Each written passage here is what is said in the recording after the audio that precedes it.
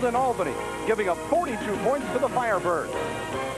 But league MVP Art Schleister put it in gear to lead the drive with a touchdown pass to Gary Mullen and 2 TD runs, including this game-winning score as time ran out. The Orlando Predators made their home debut last week as Reggie Collier rushed for 3 touchdowns and Herky Walls caught 5 passes for 106 yards and 2 touchdowns en route to a 38-32 victory over Columbus.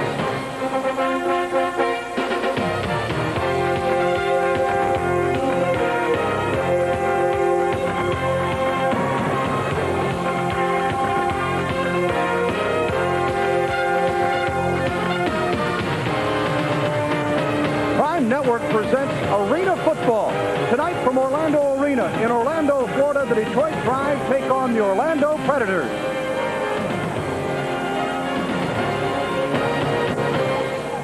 Hello, everyone. I'm Bill Land along with Tony Hill. Welcome for Week 4 of Arena Football. And this is a dandy matchup with first place on the line. Detroit unbeaten after 3 weeks and Orlando coming in at 2-1. And these two teams a rematch as they went at it 2 weeks ago in Detroit. It was the George LaFrance show in that one, though, Tony. It most certainly was. George LaFrance missed all of last year, but this year he came to me before the game 2 weeks ago and said that his knee was okay, that his knee was fine. Well, this year, or this particular game, he's come up to me and said, to ask his wife to say hello to his wife, say hello to his daughter. That could be an omen for the Orlando Predators. He's been sending a message. The big man, of course, for Detroit, though, is Art Schleister. Well, Art Schleister undoubtedly is a premier player in this league.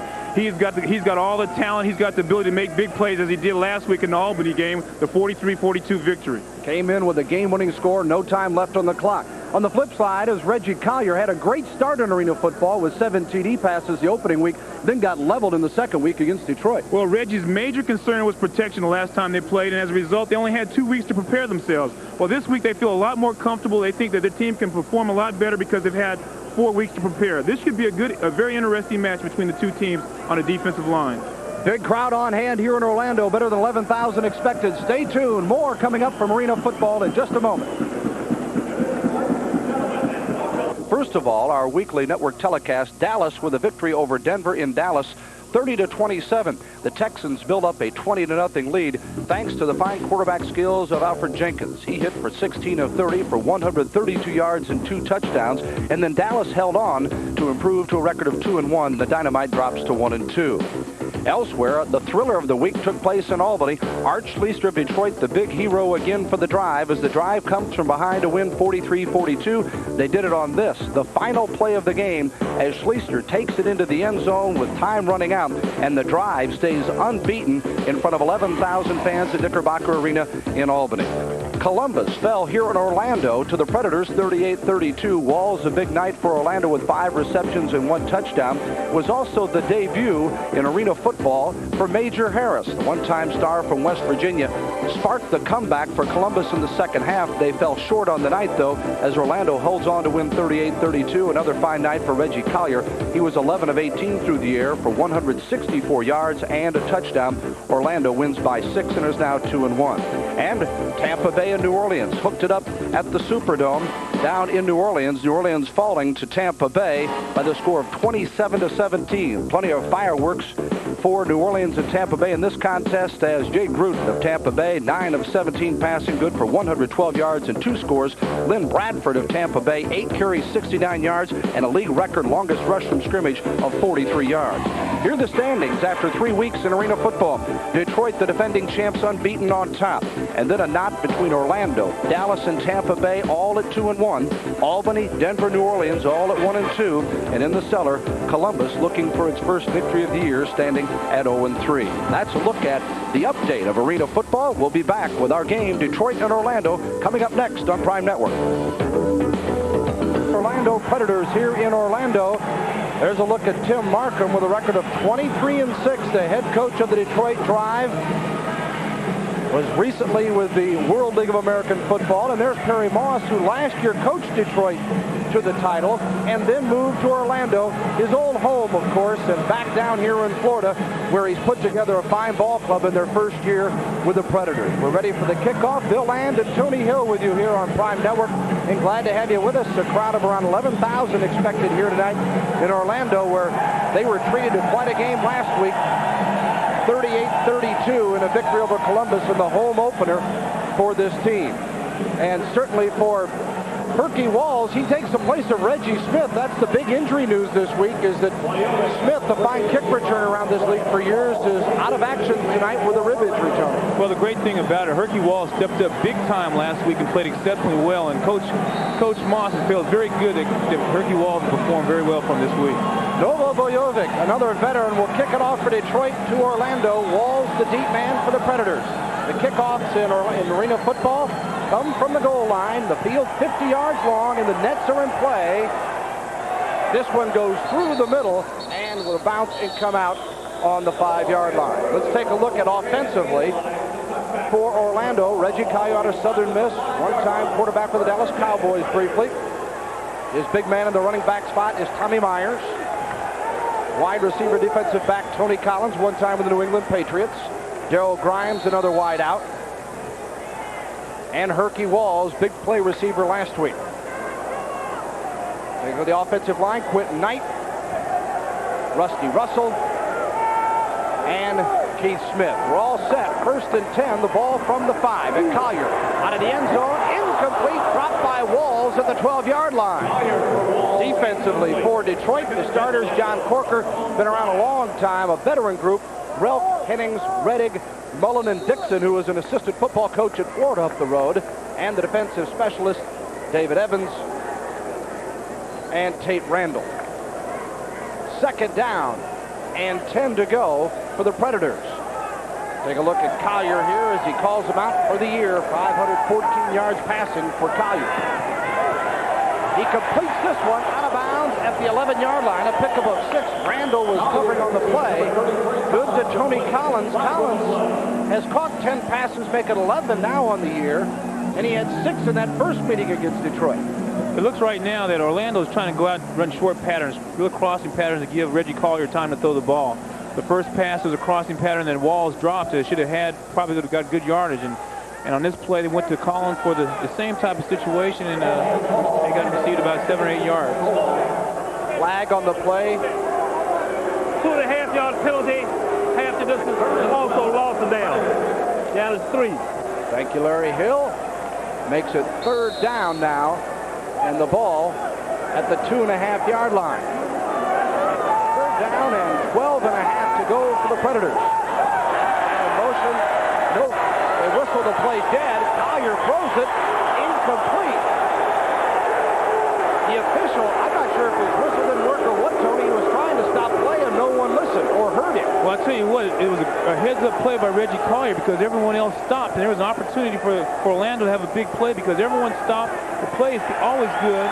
It continues to play until the referee blows the whistle and stops the play. So the heads-up play by Collier.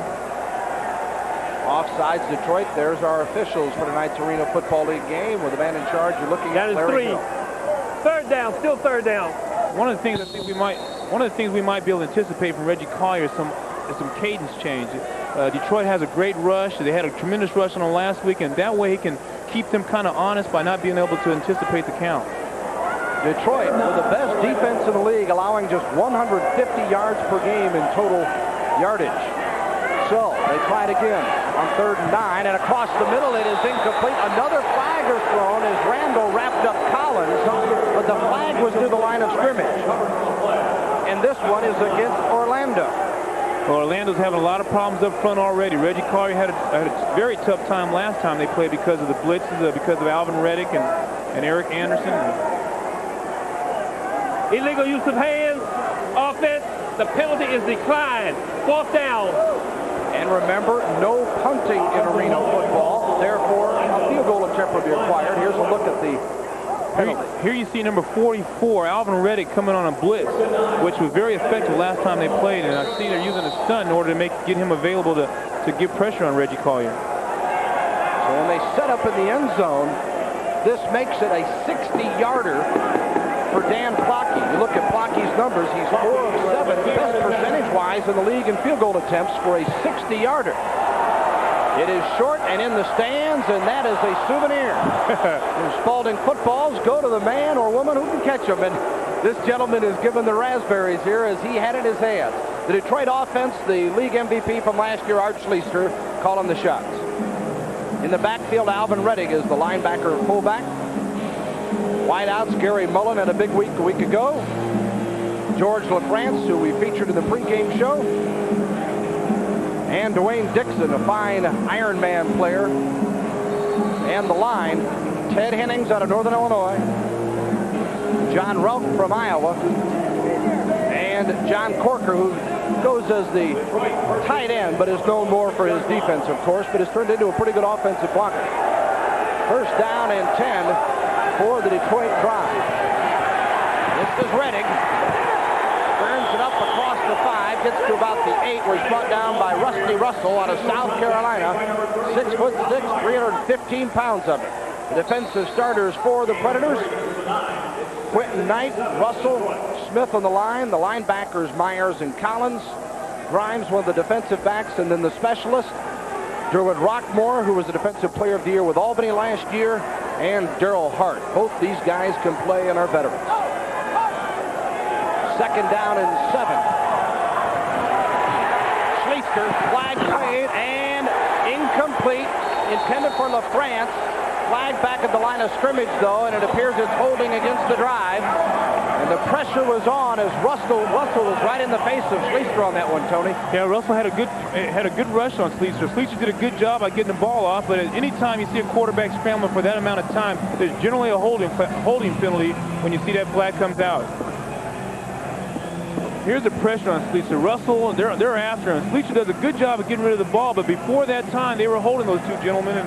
And generally, when a quarterback with Schleister's ability starts running, you always have to watch out for holding. And watch Markham here, the coach of Detroit, as LaFrance is wrapped up. He's saying, hey, he didn't give a chance to catch the football. Yeah, it looked like it was a premature call there. I think LaFrance might have a legitimate argument right there. They want to get the wraps on LaFrance early. If you look at the numbers for George coming in here, 4th in the league in yardage with 2:03. And it is 3rd down and 12 now. Schleister, incomplete and nearly intercepted. Intended for William McClay off his fingertips, and then Rockmore could not come up with the interception for Orlando. Well, that play was made strictly by Art Schleister. Here he is. He rolls out. He gives the time. Gives the field plenty of time, and the receiver breaks open to the middle on a post route. Good opportunity to make a big play, but he just couldn't come up with it. And on 4th down, Novo Bojovic will come on for the field goal, and like Plotky a moment ago, he will be kicking from the end zone. This a guesstimate of about 63 yards. You see his field goal situation has been awful this year, while his point after has been sensational. Bojovic. Off the intended play. High ball off the wall and knocked out of bounds on the return. Tommy Myers. And you got to watch out for that play. Herky Wall still had an opportunity. If he could have rebounded off that wall and stayed in bounds, that would have been a good run. I beg your pardon. Herky Wall's on the return. Here's the play right here. The ball went off the sideline, and anytime the ball goes off the sideline, it comes in play. It's always a good play. When returned, it'll be 1st and 10 for Orlando. Here in Orlando, as the hometown Predators trying to get a share of first place. They come in at 2-1. Detroit 3-0 this week 4 of Arena Football. Bill Land and Tony Hill with you here in Orlando. This building has a capacity of 13,684. They had 9,700 plus in here last week. Orlando's second possession, 1st and 10, as Collins in trouble, slips and falls, and is sacked on his own 9-yard line. A loss of 6 in the play as Joe Relk makes the tackle. 6'2", 270 out of Iowa. That's a great play by Relk right here. Reggie takes about a 4-yard drop, and here Relk just comes right over the top and makes the play. One of the biggest things that Coach Moss was concerned about was, number one, was their mistakes. Last time they played, they had numerous sacks, and Reggie Carter didn't have enough time to throw it, and he accounted that because of not enough time to prepare themselves. Well, it looks like they're experiencing the same thing here. Orlando bounced back after the loss to Detroit last week, defeating Columbus here 38-32, as Detroit was winning on the road at Albany by 143-42. 2nd down and 15. We'll not get underway. And there goes that change of count that I was talking about to keep Detroit honest. Signal preliminaries against Orlando.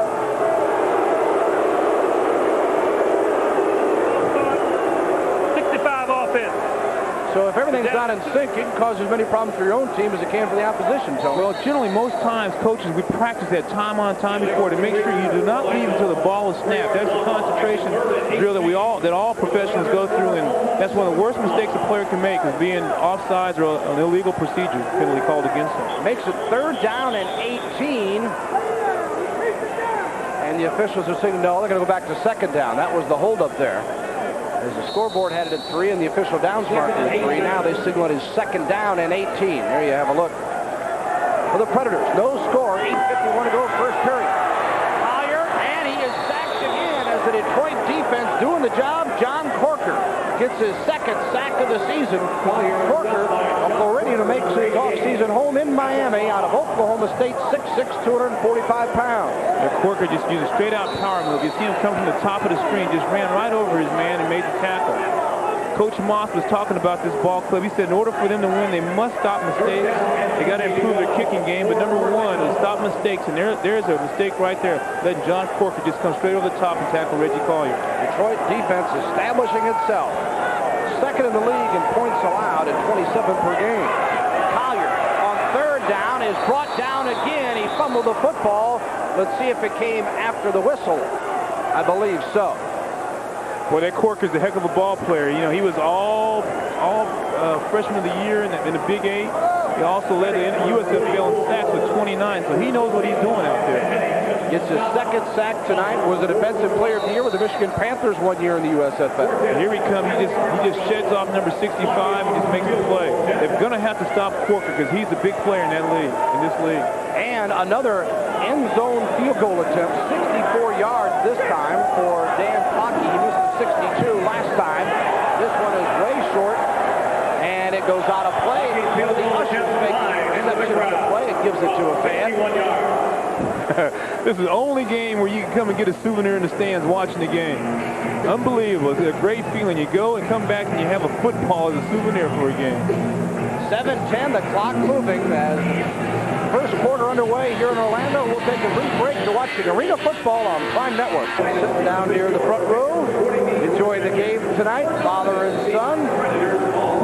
Think he wants to be a football player? I don't know. Does he want to be an arena football player? Better be a tough young man when he grows up. He can play this game. Iron Man football. Everyone goes both ways with the exception of the quarterback, the kickers, and then you're allowed a defensive specialist. McClay in motion as Schleister on 1st and 10. Going deep. Got a man, and it was tipped all the way. First touch by Grimes, and then not able to handle the deflection for Detroit was Gary Mullen. Well, here's a look at it. Schleister makes this play happen again. He drops back. He moves out the pocket, which gives Mullen plenty of time to get out there. Schleister wish he could have this ball back. As you see, Mullen's had him beat, but Grimes makes a great play. Then again, that's one of the toughest passes in the NFL or in any kind of league for that matter, trying to throw cross field going the opposite direction. Holding Detroit the call after the penalty. 2nd down and 15 as they move it back to the 10. There's Schleister's numbers. He is 2nd in the league in passing yardage at 573. Leads the league with touchdown passes with 10. In trouble again. Got to keep the football now as he passes the line of scrimmage. And he's brought down at the 13-yard line. Nice job of collapsing that time by the Predator defense. Oh, very good job. One thing that makes Schleister so tough in this league is his ability to make things happen. He can run, he can throw, and he's very durable. One of the problems, I had a chance to chat with him earlier before the game. He said one of the problems that he's experiencing right now is pain. He had a lot of pain because this is a tough league. Quarterbacks don't have an easy street home. Here you see one of the reasons Detroit's the only unbeaten is they are tops in the league in 3rd down conversions. Detroit 4th in the league in total offense, 2nd in the league in passing at 180 per game. LaFrance in motion and Schleister on 3rd and 12. He is racked into the boards as it goes incomplete, and he is hurt. Oh, that was by Keith Williams. Now, that's why you call this Iron Man football. You've got to be able to get up and respond to this. And then some trash talking from Arnold Campbell. Watch 55 after the play. Here's Schleister breaks out the pocket, and here you'll see Keith Williams, boom, into his wall. I mean, we felt that one up all the way up here. Campbell still talking about it. Arnold out of Alcorn State, 6'4", 265. And it's 4th down and a dozen. There's Campbell.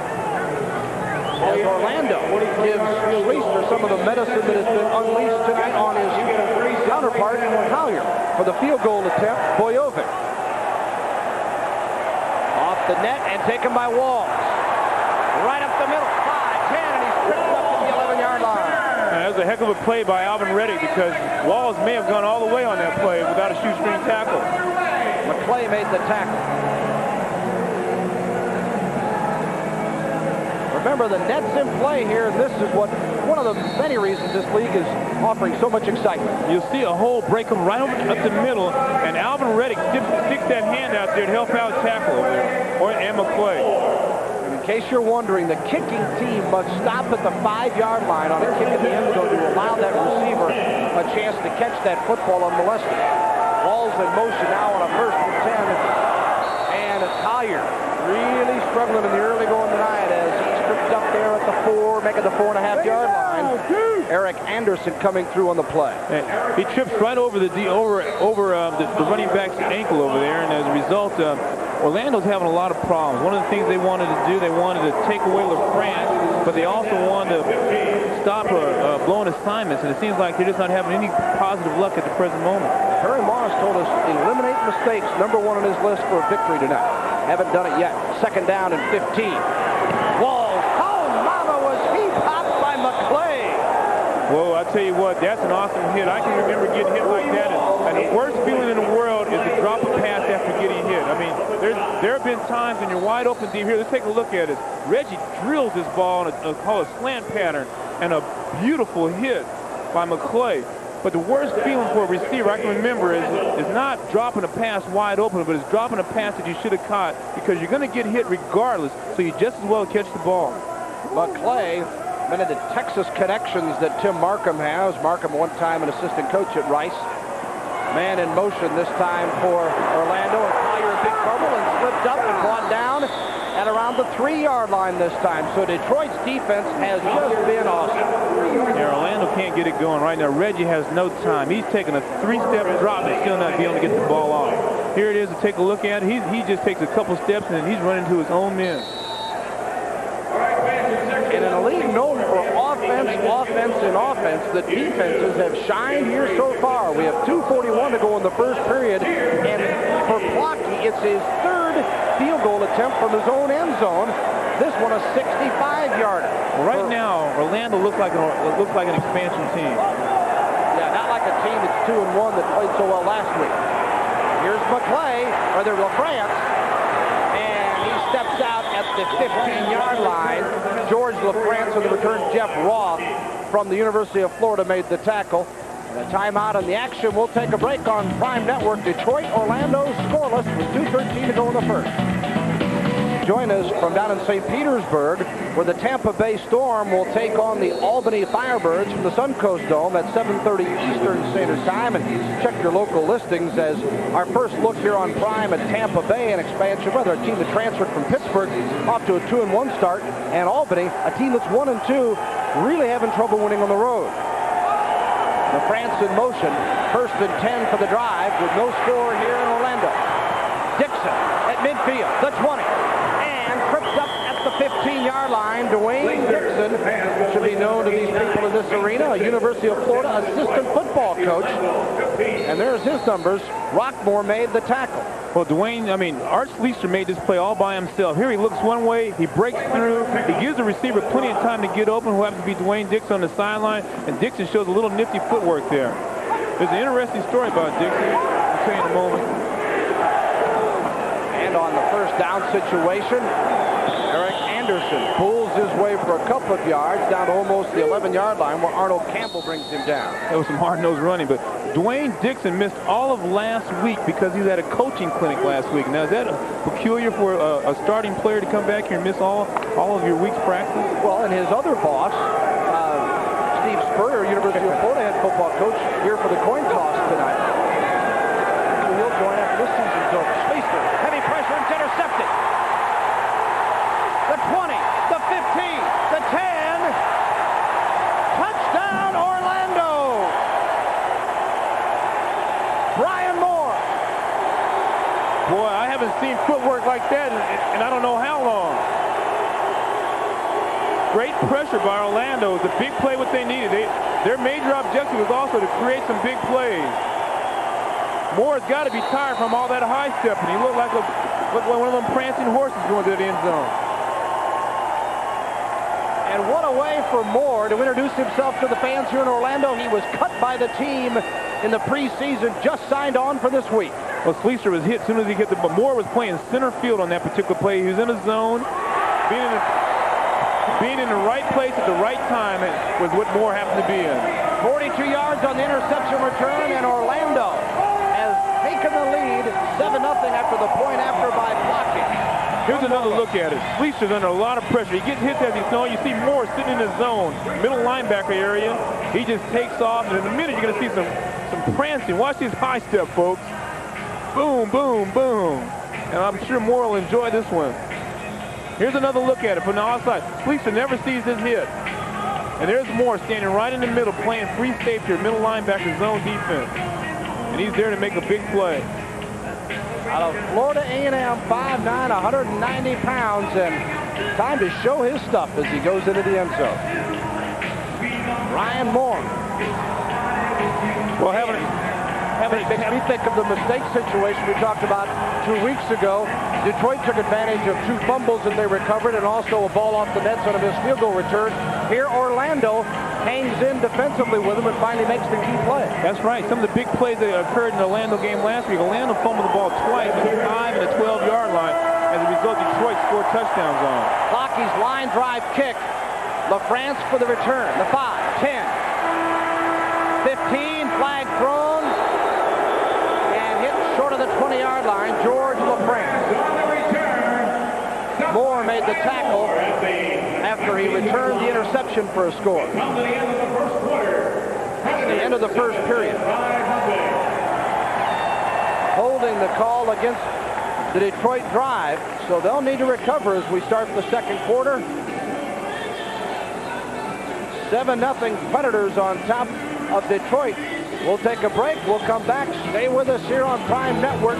Detroit trailing Orlando 7-0 after 1.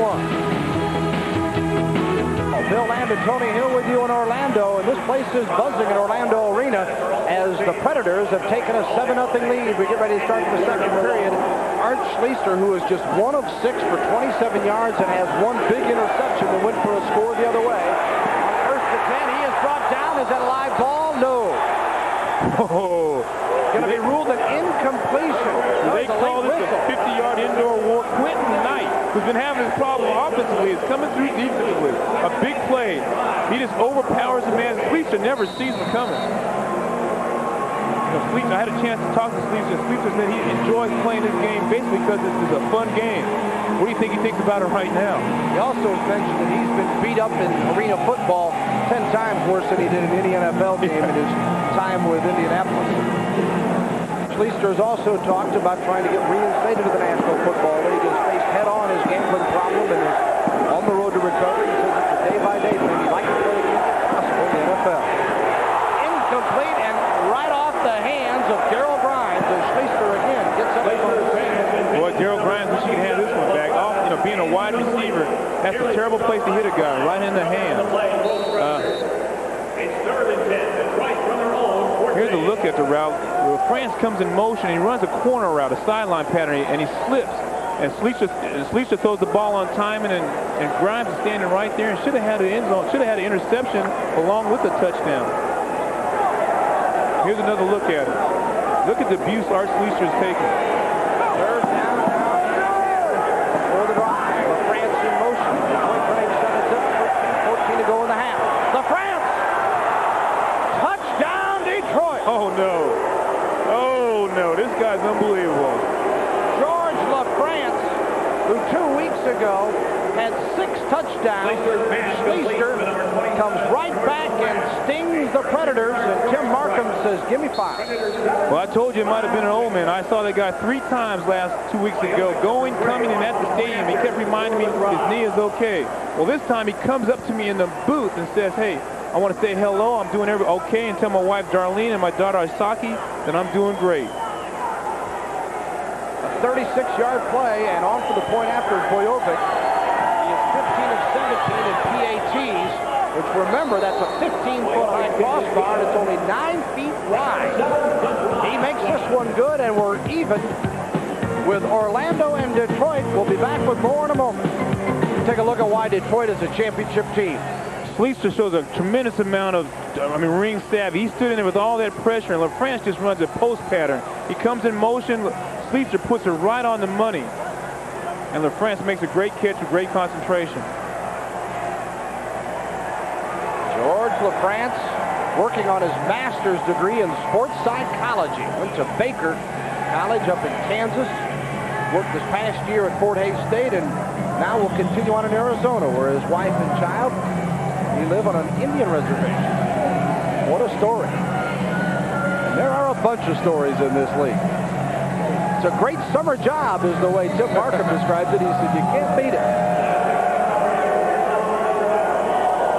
Here's Bojovic, and notice not much room to operate out of the end zone. This is the one arena in the league that the corners of the end zone are clipped off, and the pads are in play in the end zone. You don't have that full box as you see Bojovic backed up there. That corner of the end zone nicked off here. So it makes it even a tighter fit. 7-7 with 12:26 to go in the half, and Bojovic off the screen. It's in play to Walls. 5. And leans across the 10-yard line. Herky Walls before he's brought down on the play. And the Predators will take over. The Detroit scoring drive, just 3 plays, 36 yards. It all came on Schleister's pass to LaFrance. Required just 2:44. The clock does not stop in arena football until the final minute of the half and the final minute of the ball game. I'm talking about incomplete passes and penalties and that type of thing. Of course, it stops for timeouts and other situations as the referees deem necessary. Walls on the pitch out. Tommy Myers gets to the 14-yard line. Dwayne Dixon stops him there. And Dwayne Dixon, Art Schleister said that he thought that Dwayne Dixon was probably the best Geo linebacker in this league. And the Geo linebacker is generally where most teams put the weakest player, but not here in Detroit. Well, Dixon, the 88 Ironman of the year for going both ways, and an assistant football coach at the University of Florida. Tim Markham says, I don't have any problems with this guy. He literally is a coach on the field. Second down at 5. Collins in motion. This one out of the reach of Walls. Fields was covering on the play. That was a bad pass by Reggie. I think he set up too quick. Kind of concerned about Corker over there coming across that line. What Reggie needs to do is take his time, pick his plays, and make good of every play that he has so they can establish a drive and continue to move the ball. Collier, like Schleister was a moment ago, struggling so far at 1 of 8. Came in hitting well over 50%, 37 of 70 for 514 yards. That was third in the league in yardage. Here he is on 3rd and 5. Walls!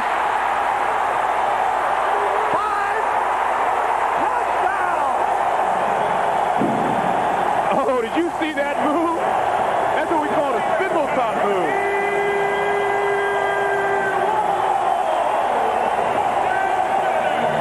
Oh, what a play!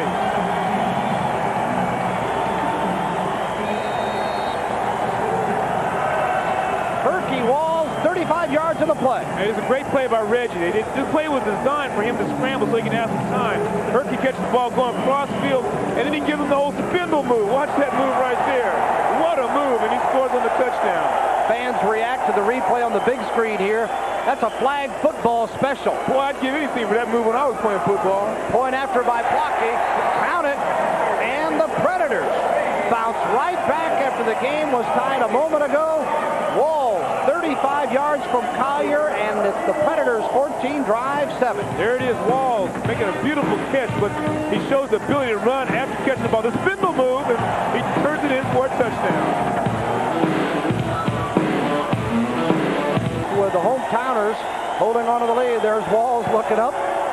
14-7 Orlando. Off the net, in play to LaFrance.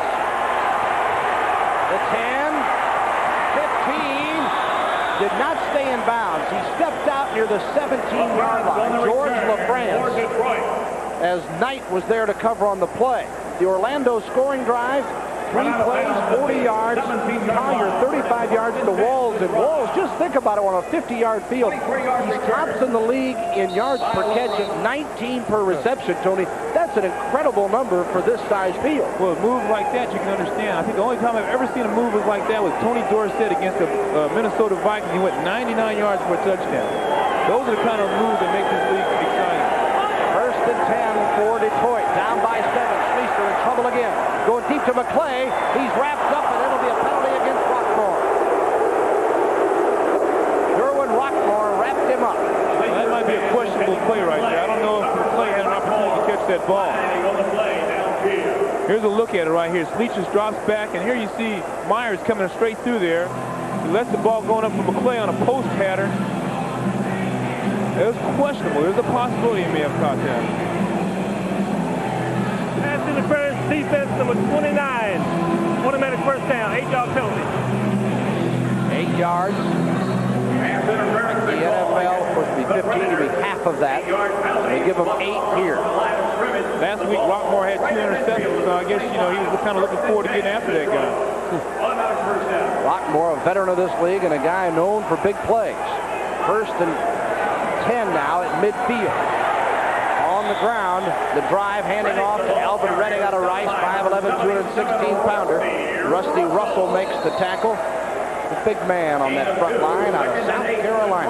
Right now, I think Orlando has regrouped a little bit. As you know, in this game, it's a big scoring game. Three drives, three plays, and a touchdown on both sides. But I think Orlando is pretty much stabilized themselves, and now they're starting to play fundamental football.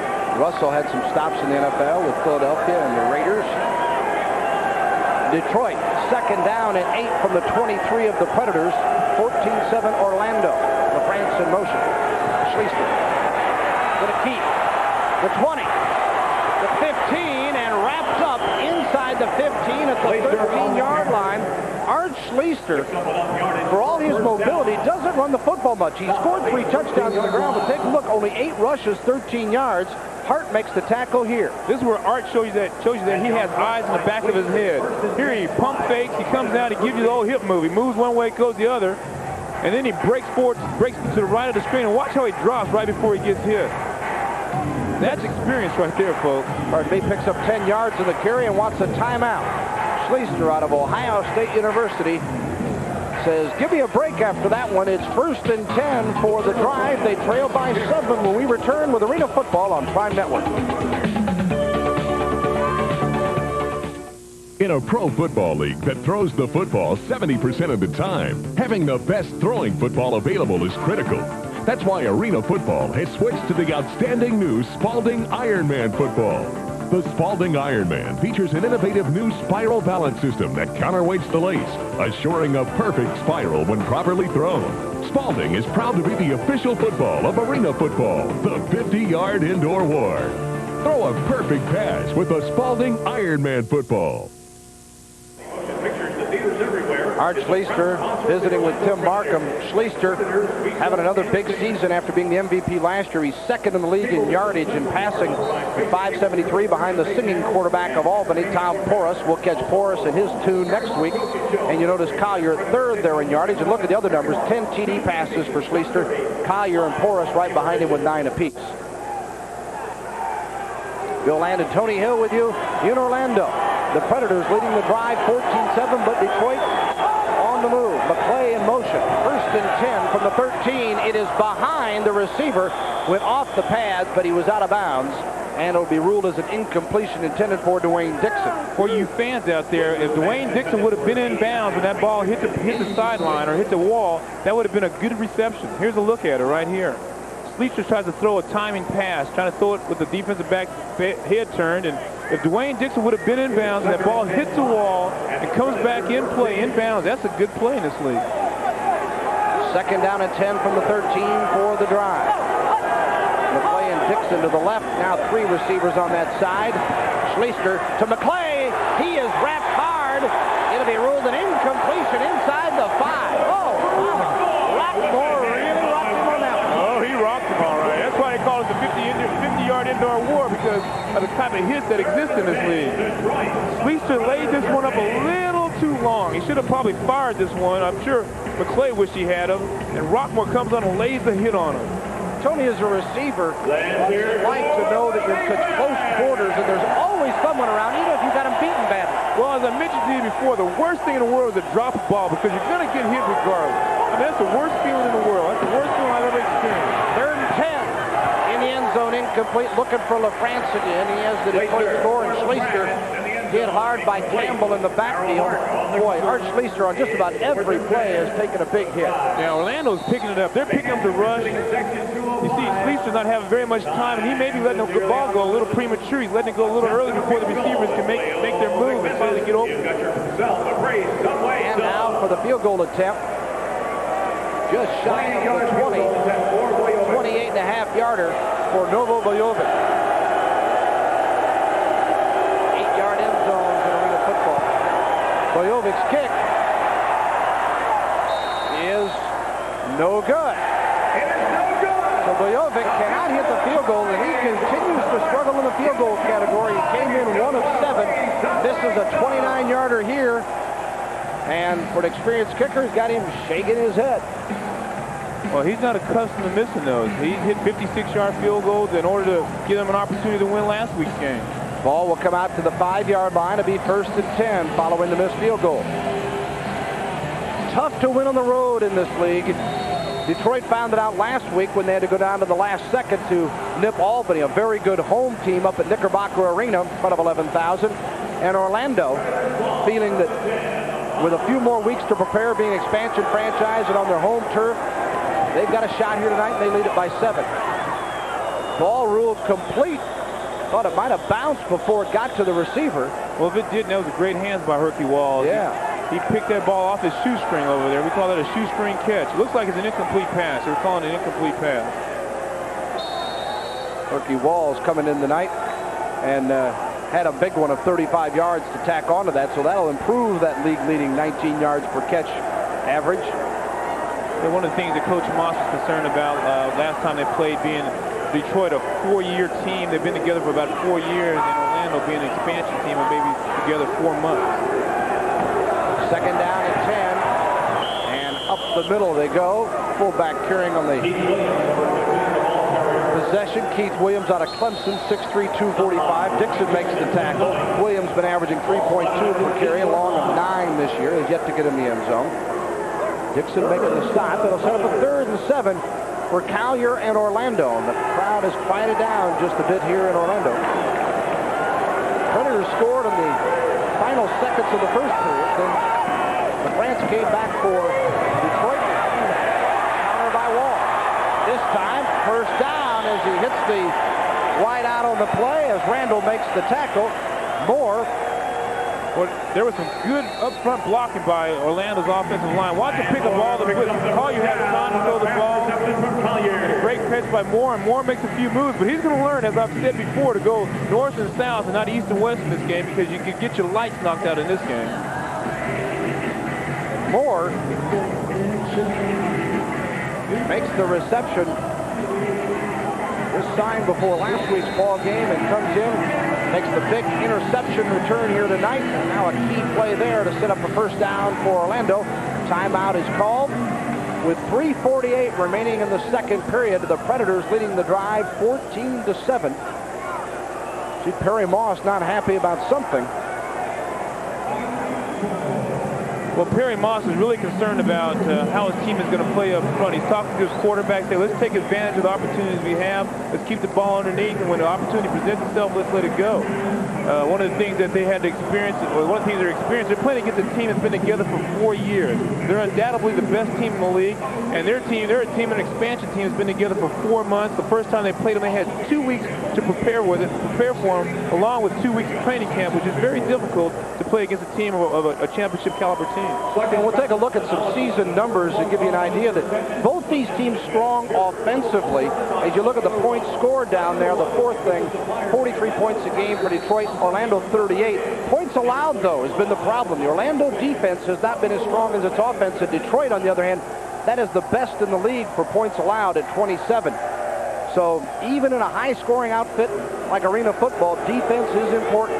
1st and 10 now for Orlando with 3:48 to go. Predators lead in the first half, 14-7. Walls in motion, flag thrown. Collier going for Walls.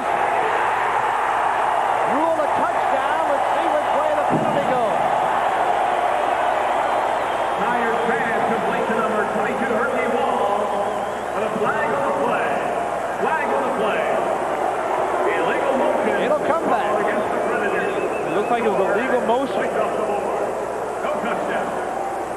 Here, Reggie did a good job by staying in the pocket. He had plenty of time to throw the ball. He laid it up there. Herky made a great catch over there because that was a shoestring catch.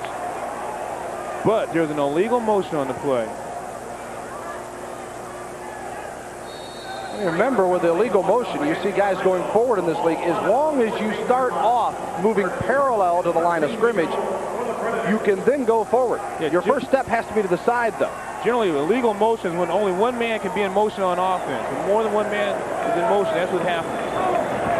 Pitch comes, and Williams pulls his way for a yard or two before Tate Randall brings him down. Williams, number 15, on the carry. Fleming also there for Detroit. Stopped at the And it will 18-yard be line. a second down situation. Moore down. Scored the first touchdown of the ball game for Orlando. Brian Moore out of Florida A&M. Looks shaken up there. 3:06 to go in the half. Orlando 14, Detroit 7. As Moore is up on his own power now, will be helped off the field. Well, one of the players on Detroit team, Billy Harris, gave Orlando a lot of problems last week. It looks like there's several players hurt. Even Herky Walls is down. He might be a little tired. He's grabbing his knee. We'll see what's wrong. He could be exhausted. He's running a lot of deep routes, and he's going both ways. This is a tough league. Columnist here in Orlando said there's a little bit of everything in this sport, from volleyball going off the nets, basketball with the transition from offense to defense, hockey with the boards, football with the kicking and the natural passing of the game. Second down and 9. Collier complete to Collins. I think he got the first down. Yes, he did, at the 22-yard line of Detroit, as McClay made the tackle on Tony Collins. Boy, Detroit's bringing everything but the kitchen sink on Reggie Collier, and Orlando's offensive line picked it up real well.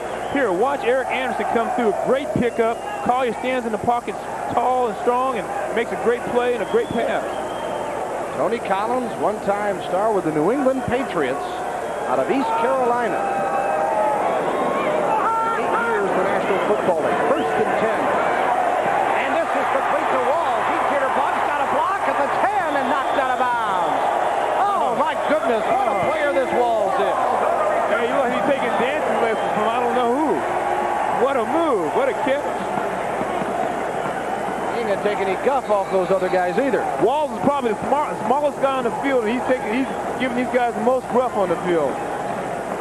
Here's Collier standing tall in the pocket. He hits Walls on a hook pattern. He gives him the old arm move, and here comes McClay, knocks him to the sideline, and boom, he stretches it out for another few more yards.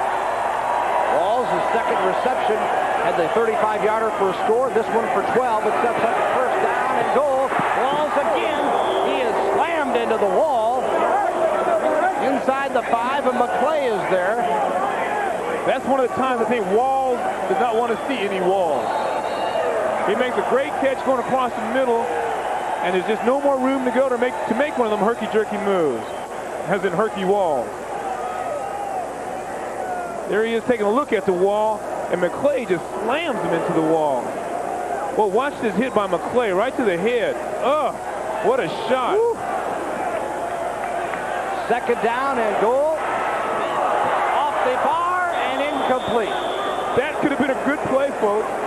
Yeah, would have been a completion if he grabs it. Nothing is in play. Anderson, the intended receiver. Tate Randall covering on the play. And now a timeout. Hey, any ball hitting the net is live. The kicking team can score a touchdown out of the opponent's net. So anytime that ball hits the net, it's a live ball. Here's another look at it. Orlando's giving Reggie a little time now. Reggie lets the ball go. A little out of Anderson's arms, but here it comes off the net. He kicks it with his foot and almost makes the play. These two teams have been the stars of the league so far. You take a look at the weekly MVPs. Reggie Collier in the opening week with 7 TD passes. LaFrance with 6 TDs for Detroit in the second week against Orlando. And then Schleister last week, who had the game-winning score on the ground with time running out in Albany. All right, here's a chance for Collier and Curtis Starr. Third down and goal to go from the 4 for the Predators.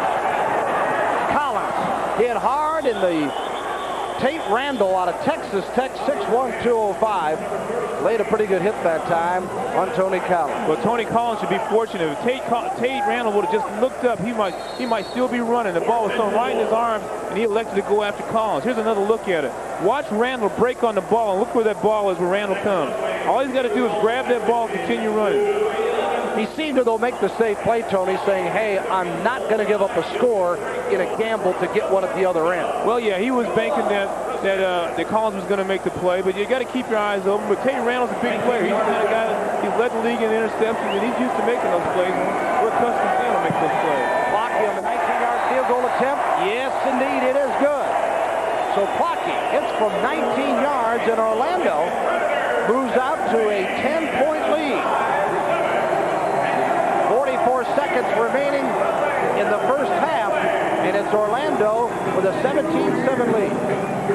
Coach Moss was talking about his kicking game. They got to improve snaps. They got to improve their coverage. They got to break there with a high snap. And what a different scene for Perry Moss in his ball club from when he had a rude homecoming to Detroit last week, where he led the drive to another title, their third in a row. They were getting hammered 2 weeks ago at the half, and then the thing was sealed when Detroit came out and blew them away early in the third quarter. Tonight it's Orlando holding the upper hand by 10. Moss 21-5 as a coach in arena football. Last year Detroit went 6-2 in the regular season. Here's Tim Markham, who took Detroit to a couple of titles in 88 and 89, also won a championship in Denver in 87. Well, Coach Moss said he feels a lot more comfortable playing Detroit here in Orlando. He says he thinks that Detroit is in a class by themselves, and in order for them to be even in the game, they've got to play perfect, or almost perfect. And I think they're doing a very good job right now. Lockie boots it off. And it goes through and will come out to the 5-yard line. The Orlando scoring drive, 13 plays, required 5:02. Go 40 yards, and Plocky caps it off with a 19-yarder. He's 1 for 4 tonight on the field goal. There is Plocky out of Maryland, 5'8", 160-pounder. But a good percentage in field goal kicking coming in tonight. You see 4 of 7. Well, that 1 of 4 will hurt that some. Extra points, 8 of 13 for 20 points, and backed on 5 points to that total tonight for 25 on the year. Schleisner on first down. Dancing in the end zone, unloads, intercepted.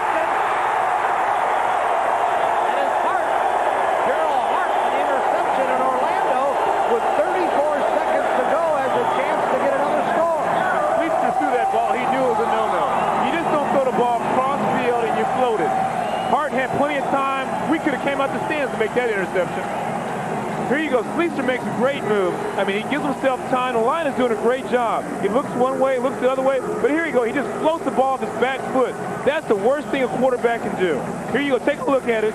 He's falling back when he just lets it go up in the air. And here Hart's got a time to read a book and make this play. Do you think at that point, as he was throwing it out, he was just trying to get it out of bounds? Or do you think he was actually trying to make the completion? I don't know. Looking at his expression, he knows that he didn't give whatever he did. He didn't give it enough. He didn't give it enough. Because he's in a difficult situation trying to avoid the safety. If he eats the football, he gives up 2 points. You just don't throw off your back foot. Now he might have given up 7. First and 10 for the Predators with 34 seconds to go in the half. Collier got a man.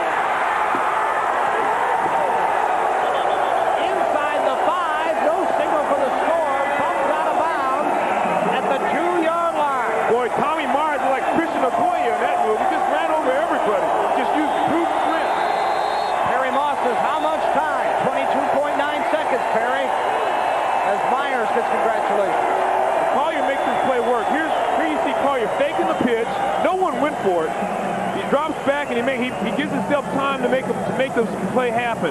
And then you watch Mr. Myers make a great catch. Well, make a very good catch, but just run over, power him. Watch him run over this guy Evans and gets 3 or 4 more yards at that. And for Myers, that's his first reception of the year, and he gives Detroit a first and goal to go at the, actually the 1-yard line. Well, I tell you what, Myers is a big back. I bet David Evans was thinking about, man, how large is this guy? We don't see backs this size in any kind of league. 17 yards on the play, and what a great reception for the first one this season for Tommy Myers. And tell you what, Detroit not used to being in this position. Down 10, half running out. Predators looking for more. And again, as in 2 weeks ago where Detroit won due to mistakes and taking advantage of Orlando mistakes, Orlando has taken an interception back for a touchdown and now trying to turn an interception into a score. Collier on 1st and goal, nothing doing. Clock still moving.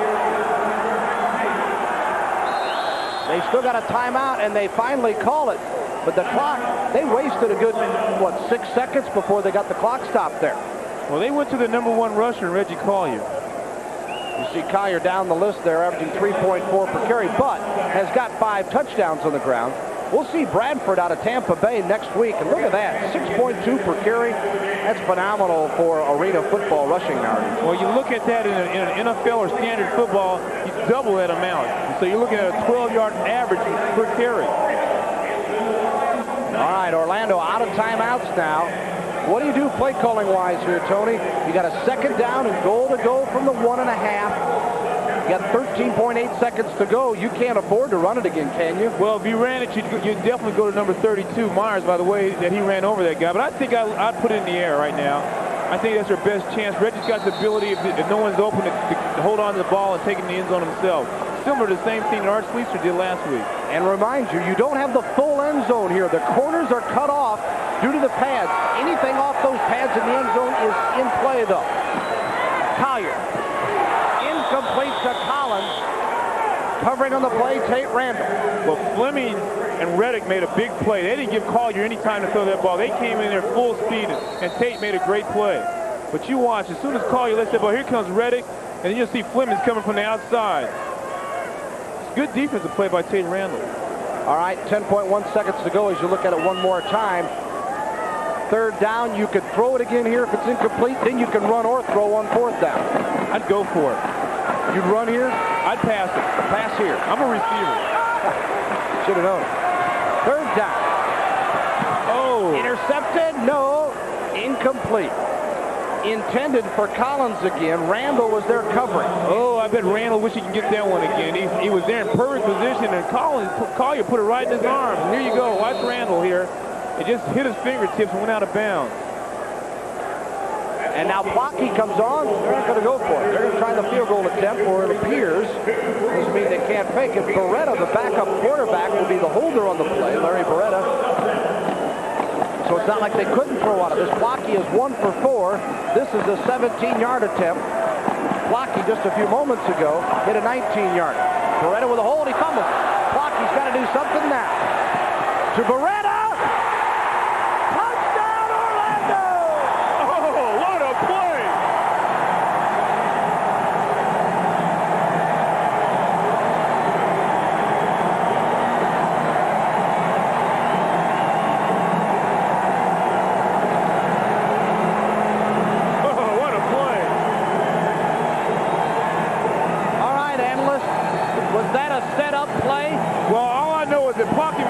For more money in his contract.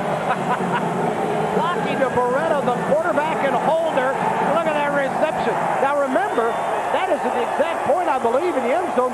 You can't be out of bounds there. That's right. The wall is in the kept end him in zone. play. This is the only arena in the league with that situation. We're talking about the rebound effect. And Blocky then hits the point after. What a night for Blocky. And this place is roaring. Well, I wonder what Coach Moss is going to say.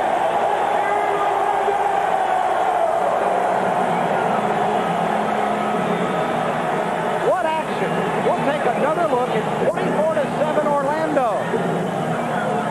Well, one of the biggest problems that Moss was talking about was this special team, the kicking game. They're not throwing the ball. And here, Blocky makes it a great play, great catch.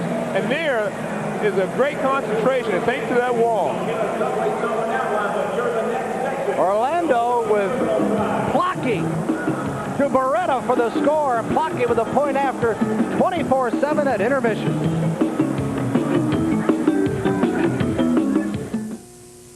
Is your high-mileage engine running rough, losing power, beginning to smoke? Before it's too late, Repower. Repower is not just a lubricant. It's a new engine treatment that repairs the scratches, grooves, and normal wear to cylinder walls and other engine parts that rob your vehicle of power and performance. I've been around cars all my life, and Repower is the only engine treatment I've used that really works, restoring power and fuel economy in high-mileage engines.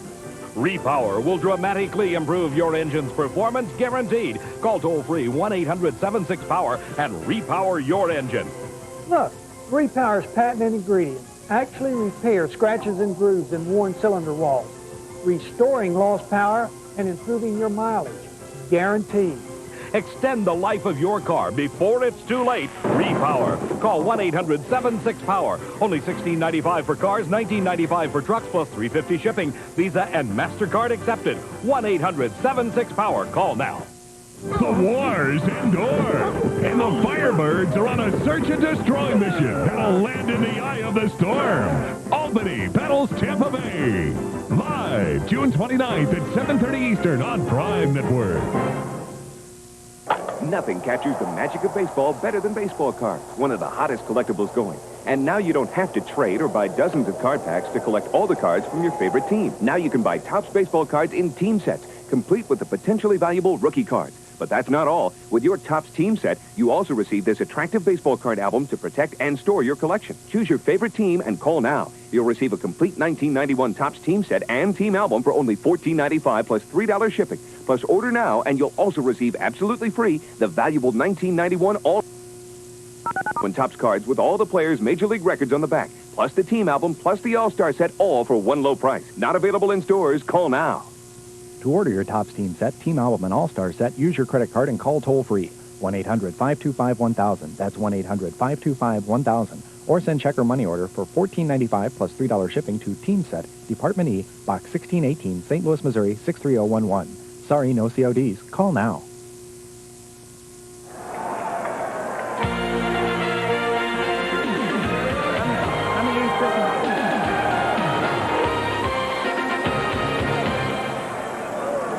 Welcome back to the War on the Floor, arena football in Orlando. And what a first half we've had here with the hometown expansion Predators putting on the defending champion Detroit Drive 24-7. Welcome back, everyone. Bill Land and Tony Hill with you, and what excitement here, particularly the way the half ended. Well, this has been a heck of an evening right here. Plenty of excitement. It seemed like it was Detroit doing the same thing last week. And as a result, Orlando's playing great football. They're eliminating the turnovers, and they're having a great game right now. And such a defensive struggle in the first quarter, and all of a sudden things turned around with the interception return by Moore, and then Detroit really struggled and looked a little shook up at the end of the second period. What a key thing in the game they played 2 weeks ago was turnovers, costly turnovers. Orlando fumbled the ball on the 5-yard line and the 12-yard line, and as a result, they lost the game because of that. This week, they've eliminated the turnovers. They're playing pretty fundamental sound football, and they're putting pressure on Art Schlichter. Well, as we mentioned earlier, Detroit is coming off that exciting come-from-behind win in Albany, led by quarterback Art Schlichter, one of the outstanding athletes from this past week. The Little Caesars' most valuable player from Week 3 is none other than quarterback Art Schlichter of the Detroit Drive. Schlichter, the former Ohio State star, threw for 191 yards and 1 touchdown. He also ran for 2 more scores, including the game winner that came on the last play of the game, giving the Drive a 43-42 victory over Albany in Albany. The Iron Man Award for this week went to Milton Barney of the New Orleans Knight. Barney won the award for the second time in 3 weeks for obvious reasons. He had 3 kickoff returns for 56 yards.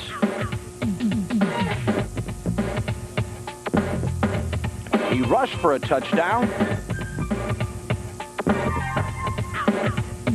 And he caught 9 passes for 83 yards and another touchdown while recording 5 tackles on defense, proving why he is this week's Iron Man of the Week.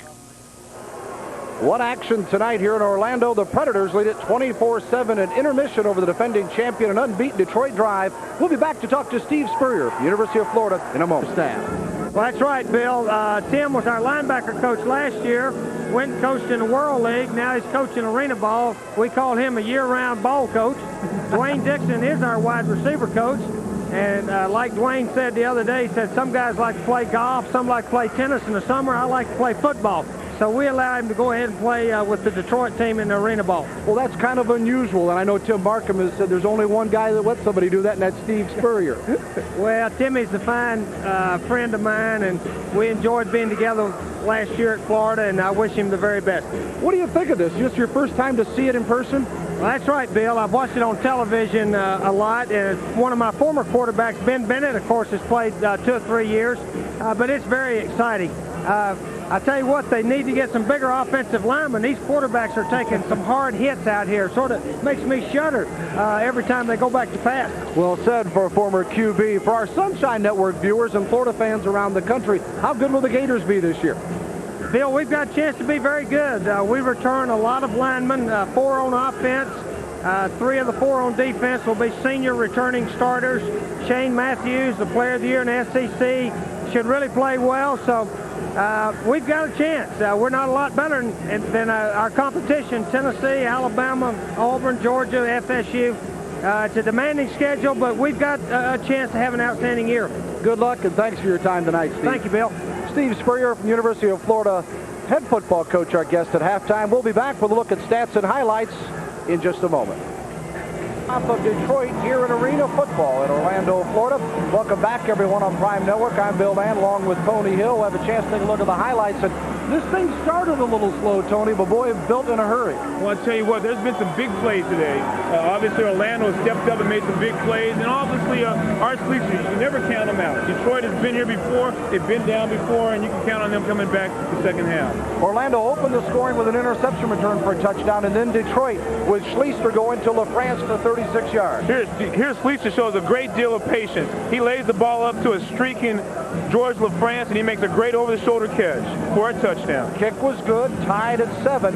Then, with 10:15 to go in the half, Orlando countered with just a sensational play by Walls on the reception end of a 35-yard play. This was a great play. This play was designed for Reggie to get outside of the tackle and throw it across the field. And then Herky Walls does it all by himself. He goes downfield and he gives these guys what you call the spindle move. Here you go. Here's one foot. Now you don't see it again. And he takes it in for a touchdown. An excellent move. And a little showtime. A little showtime. Here it comes. And then finally, he didn't know he was going to be upstage to end the half. Beretta on, well, they're blocking off for the field goal attempt. Beretta mishandles the snap, and he receives for the score. Yeah, Coach Moss calls this great training. You know, the player heads up play by the players, and of course, he taught them everything they know. And what a pass by Flocky. You think his teammates won't hear the end of that? I just wonder how many times did they practice this? Here are the numbers. First downs, not much to yell about. Yards passing, the Predators with 97 to Detroit 63. Rushing 22-10 Detroit. Turnovers, the big key, though. Detroit with a couple. Oh, that's a big difference. As I mentioned to you earlier before, last time they played, Orlando had all the turnovers. This time, they're creating all the turnovers. And in this case, of course, last week, Orlando was a team that had trouble holding on to a lead. They got up early against the Victims last week, and yet Columbus came back to make it a ball game. Yeah, Major Harris made that a terrific game. If we'll understand, Major Harris is going to be an asset to this league.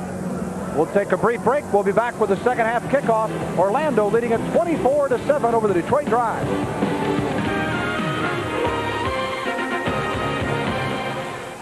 It's Iron Man football and Arena Football here in Orlando, Florida. We're at Orlando Arena for the start of the second half between the Predators and the Detroit Drive.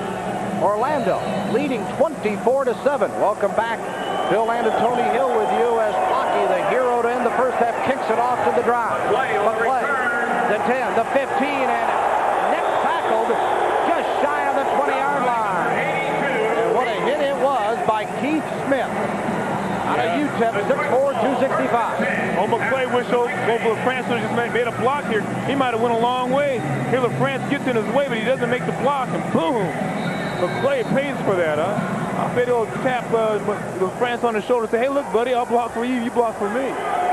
First and 10 for Schleister and company. Let's see how they react. Going deep. And that's how they react. Touchdown drive. Gary Mullen with a score. And this guy's been quiet all day. And he's an MVP. He's all-league last year. First team all-league wide receiver. And here, Schleister gives a pump fake and just lays it up with excellent touch. Excellent touch. As I mentioned it before, Detroit is never out this game. They've been here before, and they are big-time players. So the first half ends with a touchdown. The second half starts with a touchdown of 31 yards. Mullen getting his third TD of the year from Schleister. Here's Boyovic. Adams on the hold, and the kick is good. And just in case Orlando had any ideas that this one was going to get out of hand, we look at some extracurricular. You know who that was between? That was between McClay and obviously Keith Williams, the guy who made that hit on him on that kickoff. Less than a minute into the first half, and there's the young man, Gary Mullen, out of West Virginia, that scores on this 31-yard touchdown. This is a well-thrown ball, and again, off his back leg, and here it is. He floats it up for a touchdown, a great pass. But you can't keep throwing the ball off your back leg, and Schleister's already showed you that one. And it makes it 24-14 as Schleister gets his 12th TD pass of the year. That's why he's number one, or he's been the all-league and the MVP of the league last year. Mullen's second league in receiving with 227 yards. He's averaging 18.9 per reception and gets his third touchdown of the season. Well, can you imagine having a tandem of Mullen and LaFrance as the quarterback? I think I'd like to go out there and throw to these guys. Kind of like the Smurfs, and of course Detroit's offense based on Mouse Davis and the run and shoot type thing. Boyovic ready to kick it off now. 14:02 to go in the third. It's 24-14 Orlando. That kind of takes care of that last second touchdown for the Predators to end the first half. What you talk about scoring in a hurry. This one a little short. Walls at the 3. 10. 15. And brought down near the 20-yard line. The Detroit scoring drive, Detroit scoring play, one play, 31 yards, Schleister to Mullen. And it's 24-14 as Orlando. And let's see what they do on their first possession and what changes they might make. Because their defense has really keyed this football game. You see 24 points for them, but one was scored by the defense, the other was set up by the defense. Pitch out. Tommy Myers. In fact, it will be a first down inside Detroit territory at the 19.5-yard line. Tate Randall finally stopped it. A lot of good blocking on that play. The receivers got in there, made the blocking downfield, and Tommy Myers, a bruiser back, a big back who's averaging 8 yards to carry this game, is running the ball real well. We'll probably see that play a lot more often. 6'3", 235 out of Purdue. First and 10. Collier to Collier. Trying to find some room and jumps over to the 15. Got 4 on the play. Number 33, Tony Collins. And Mullen. Randall there to make the tackle for the drive. This is the only game tonight in arena football. 3 games on tap tomorrow. Dallas at Tampa Bay in a battle of 2-1s. Albany at Columbus. And Denver against New Orleans in the Crescent City. And don't forget, next week here on Prime Network, we'll have Albany at Tampa Bay down at the Suncoast Dome in St. Petersburg.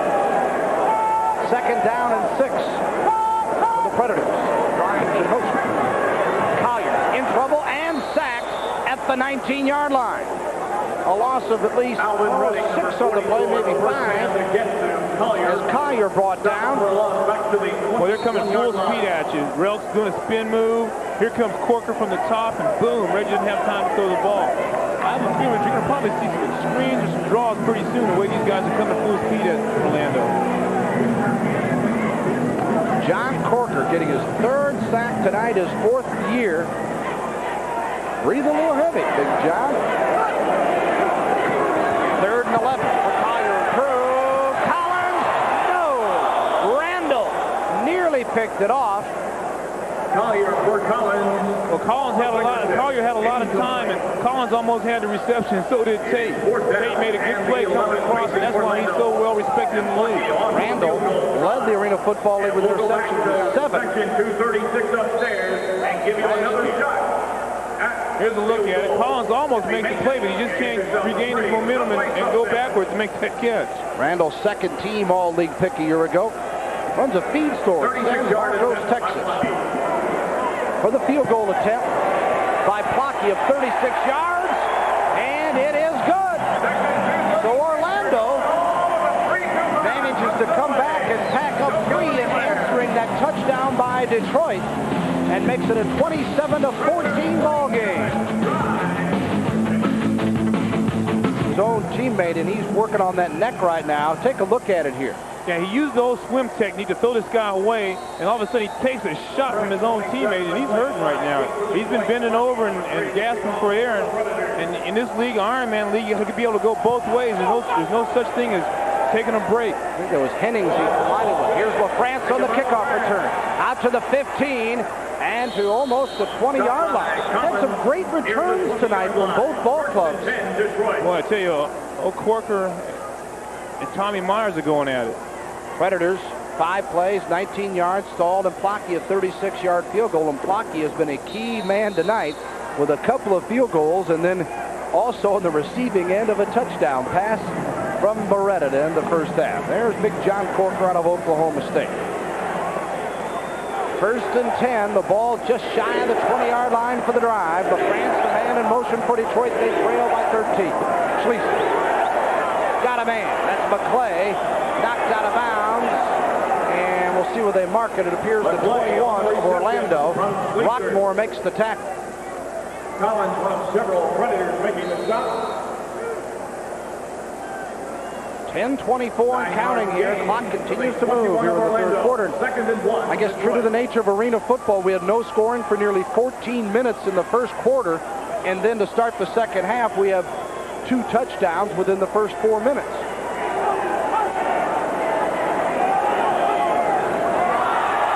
Second down and the fumble. Flag is thrown. Recovered by Orlando. Schleester holding the left arm. Coming up with the football, Tommy Myers. I think someone was offsides on that play. Fumble on the play, and apparent recovery by Orlando with a penalty flag. Schleester staying on. I'm assuming the penalty's against Orlando, too. Yeah, I think it's offside.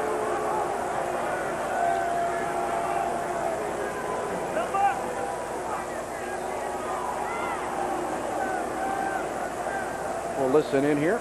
Offside, defense number 77, 3-yard penalty, replay first down. It'll be 1st and 10 Detroit following the offside call against Orlando. See the offense, the lineup there. There's the flag. And it makes it a 1st and 10 for Detroit inside the 20 now. And complete to Mullen. Oh, they're getting a little physical over there. I tell you what, we might see that play again. The France went in motion and broke to the post, but McClay was wide open on the sideline on the opposite side. Here you go. You see he rolls to the left and throws left, but to the right of the screen, McClay was wide open as everyone went with LaFrance to the post pattern. Grimes made the tackle. Looked like they both got a shower there. The fans were kind of cooling them off a little bit. It has been hot here tonight. 2nd down and 2. The ball at the 10. Right up the middle. Rettig. He nearly scored. What a burst by Alvin Rettig. Yeah, 5'11", 216 out of Rice. They ran a trap play right up the middle, anticipating a heavy rush, and went right by everybody. Here's a look at it right here. They let the linebacker go in by him, Scott free by himself, and Rettig went right by him. Tony Collins, the running back of note, made the tackle. I guess he should be familiar with that play, shouldn't he? Yeah, he knew where he was headed. 1st and goal to go from the 2. Schleester likes to keep in these situations, but he's denied here. Collins helps lead the charge on the Predator defense. Orlando did a great job of defense on here. Detroit did their best block to Rettig. They faked to Rettig. It's designed for Rettig just to make a block. As a result, Orlando was there to make that play. Excellent defense. That play was called an option play, but actually the option was just for the quarterback to run the ball. E. Smith also there on the action. And it's a 2nd down and goal to go from the 1-yard line. Schleester scored the game winner last week on the ground. Keeps again, looking for something. Now the crowd will get into it. Detroit ran the same play. This play is designed strictly for the quarterback. He fakes it to Alvin Rettig and goes off tackle. It's called the old wishbone veer play. Here's another look at it. Here's the old fake, but it's designed for Reddick just to open a hole up and Schleister to try to get across the goal line. Well, Schleister has scored 3 touchdowns rushing this year. He's thrown for 12, including 2 in this game. What will he do on a 3rd and goal from the 1-yard line? The play in motion. Wait a minute. Flag stops everything.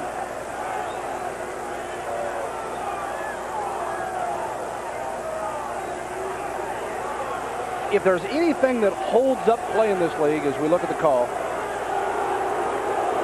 it is many times with the rules and things still changing from time to time in arena football, it takes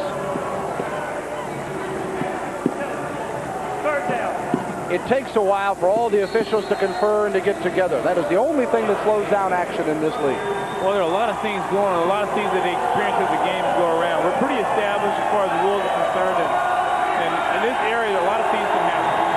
3rd down again and less than a yard now to go for Schleister in the drive. They trail 27-14, 3rd period. The France in motion. Reddick, no way.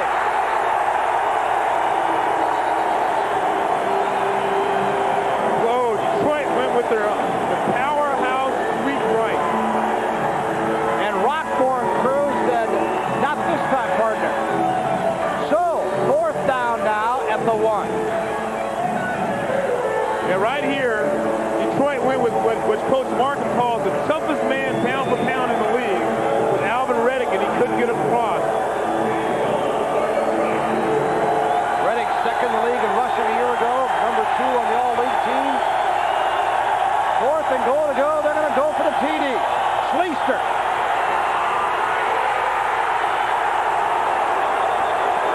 He did not know. He did score. Touchdown drive. Great individual effort by Schleister. He did this all on his own. That's what you call determination. Fans don't like the call here. Here's another look at it. I think Mullen actually recovered the ball. He got hit and was the whistle blown before the fumble. Let's take a look, Tony. Take a look at it. Here's the option play. Schleister's holding the ball like a loaf of bread. They come across. Quentin Knight makes a big play. And I don't know about that one. Well, in this league, they do not use replay, so it isn't going to change, much to the chagrin. Terry Bradshaw would have called that a great play. The point after from Boyovic. Fumbled snap, but then Adams writes it. It is wide to the left. Well, it counts. The touchdown, that is. It's 27-20, and that'll only turn up the notch on this oven here at Orlando Arena. We'll be back with a kickoff. That means you didn't see if his knee is down before the ball crosses the plane. Here's a look at an option play. Schleister gets stopped by Knight. Now this watches knee. The ball definitely crosses the plane crosses the goal line, but does his knee go down first or does the ball go over? There's his knee, there's the ball. That one could be called back. Let's take another look at it. It's a very, very difficult call. Let's take a look at his knees, okay? Schleister gets stopped by Quentin Knight, and we look at his left knee. Knee goes down, and there goes the ball. Fans here are watching what you're seeing at home, and you can imagine the reaction here in Orlando. Oh, my goodness. Hang around, folks. 27-20, 5:11 to go in the 3rd. Detroit back within 7 as this one is booted into the stands, and that'll turn their attitude back the other direction. Well, they might want to find that guy the way he caught that ball. That was all hands. The Detroit scoring drive, he says, I've seen enough. Youngsters tired, time to go home. 8 plays, 30 yards, 5:06 is what it required. And Schleister gets his 4th TD of the year, and a very important one here. We'll have to see if this play haunts Orlando. That could have been a very big play in this game. Detroit was down at the half 24-7. First play from scrimmage in the second half, Mullen a 31-yard pass from Schleister. Orlando countered with a 30-yard field goal. Detroit comes back, Schleister a 1-yard run. Collier on 1st and 10. Gonna keep. 25, 20, 5, touchdown!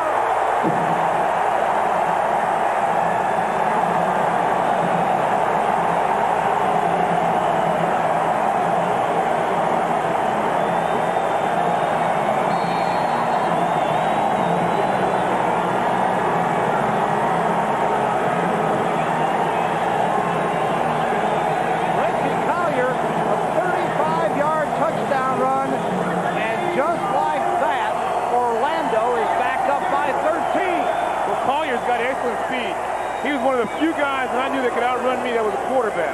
And that shows he's got a lot of speed. He's a big, tall player. The range, he's got excellent speed. And that enables him to score on that play. Kick no good, but it's still 33-20. Here's Collier. Here's a guy who runs about a 4.5 40, got about 6'3", 210 pounds. And look at him get up and go over here. Great blocking by Anderson up front. And Collier just walks on in. Anthony Anderson really did a nice job of taking care of the final yards that time for Collier. Oh, all coaches love to see a receiver block his field down like that. That was one of my traits, blocking downfield. As he winks to me in the booth. Tony Hill, known for those great TD receptions and fine hands, good speed, but I don't remember Tom Landry ever saying, boy, Tony was super on the blocks tonight. Oh, yeah, how many times? Well, Collier, on a Southern Miss, has got this place rocking again. 33-20 as the Predators come back now. They have never trailed in the game. It was tied at 7. They jumped to a 24-7 halftime lead, and it has been wild and woolly. We've still got 4:05 to go in the third period. 33-20 now. Clocky, the kickoff. LaFrance takes it just shy. Nice return by LaFrance as he's out to the 15 and lean for all he can get. And Orlando. Again tonight, we've had 2 one-play scoring drives here in the second half. Collier does it on his own this time. Well, this is what you call action-packed football. I mean, score on 1 play, score on 3 plays, score on 2 plays. This is what you call action. This is what you call arena football. Penalty on the kickoff. And it will make it a first down at the 18-yard line. All right, kicking team, 3-yard penalty, 6 leading spots called in the kickoff. First and 10. You know, that's why they call this Iron Man League. Here, the guy scores on a 30-yard, then you got to go play defense, and you got to go back on offense and on defense. It's amazing that these guys stay in the type of shape they're in.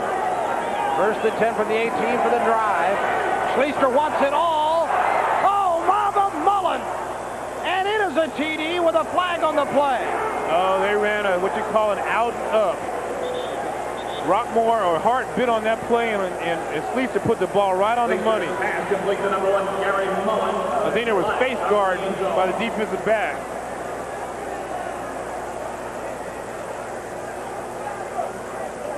Daryl Hart was face guarding on that play, folks. Defensive pass interference number 17. Penalty is declined, touchdown. Oh, they called that on Anthony Anderson. This was a great play. They set Anderson up. They set Hart up on this play totally. You'll see Schleister pump fakes over here. Well, he throws the ball up, but the receiver ran what you call an out and up. He ran a score out, the cornerback bit for it, and he just took up down the field. Now the kick by Bojovic, and again it hits the upright, and Bojovic's not had a good night. But Detroit, second time this half of the drive, third time overall, 1 play from scrimmage. Mullen gets his second TD of the night. It's 33-26. Stay with us. As the drive leading at 33, or the Predators, I should say, leading at 33-26 in a back and forth second half action. Bill Land and Tony Hill with you. And easy to make a mistake on who scored last in this one, isn't it, Tony? Well, I feel like I'm in the Olympics as fast as these guys are running up and down the field.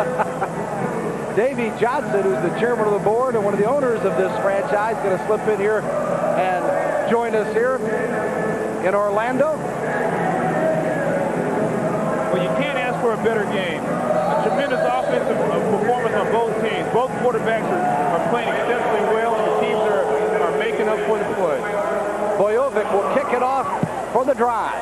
Deep is Walls. Takes it off the net and the bounce. And Walls in big trouble, steps in the end zone. I think he stepped out of bounds, though, first. And as a result, Orlando will be pinned inside its own 2-yard line. Whoa, somebody took a shot on that play. You're talking about Iron Man football. This guy can get up and walk back to the huddle. He's got to be in great shape. Take another look here at Walls. Is this one bounces right over his head, Tony? Watch this hit, though. Here, boom. I think Walls likes that move, that spindle move. All right, Orlando on offense, trailing, or they're leading 33-26 with 3:10 to go in the third period. Collier, 1st and 10, and flags are thrown everywhere. I'd like to welcome Davey Johnson, the former Mets manager, with us, and we will do so in just a moment as we get the officials' call. Illegal procedure. And the scoring drive for Detroit, not too hard to keep track of this one. One play, 32 yards, Schleister to Mullen. Well, Davey, you don't need any more excitement, do you, these days? No, but I tell you, this is forget arena football. This is just dang good football, and a lot of good hitting, a lot of good plays, and it's a lot of good defense. 1st down and 12 to go following the penalty. Flags are thrown. The play will go, though. Collier, plenty of time. He's got a man. Incomplete at the 10-yard line of Detroit as McClay broke it up. And hanging around Brian Moore, the intended receiver, he scored the first touchdown of the night on an interception. McClay and Randall were there. Folks, I've never seen a route like this before. Moore runs what you call a double post. He breaks to the post, he breaks to the corner, then he breaks to the post again, and Reggie lays it up. He just broke too much into the middle, and whoa, he takes a shot for going across the field like that. If he would have stayed right up the middle, he had the defensive back turned around, that could have been a touchdown. Davey, how much of arena football had you seen before you decided to invest in this league? Well, I guess I saw about 3 or 4 games on TV, and I couldn't quite figure out the rules. But I love the game of football, so any kind of football is interesting to me. Well, join the crowd. Got to pay attention here. Collier after the penalty, and it is complete out to the 15-yard line. That's good for a Predator 1st down, and then a late hit also on the play. Here's a real penalty. Grimes just leveled McClay. Just leveled him. Anderson on the reception, and then they'll sort it out. Oh, there's definitely a penalty on that play.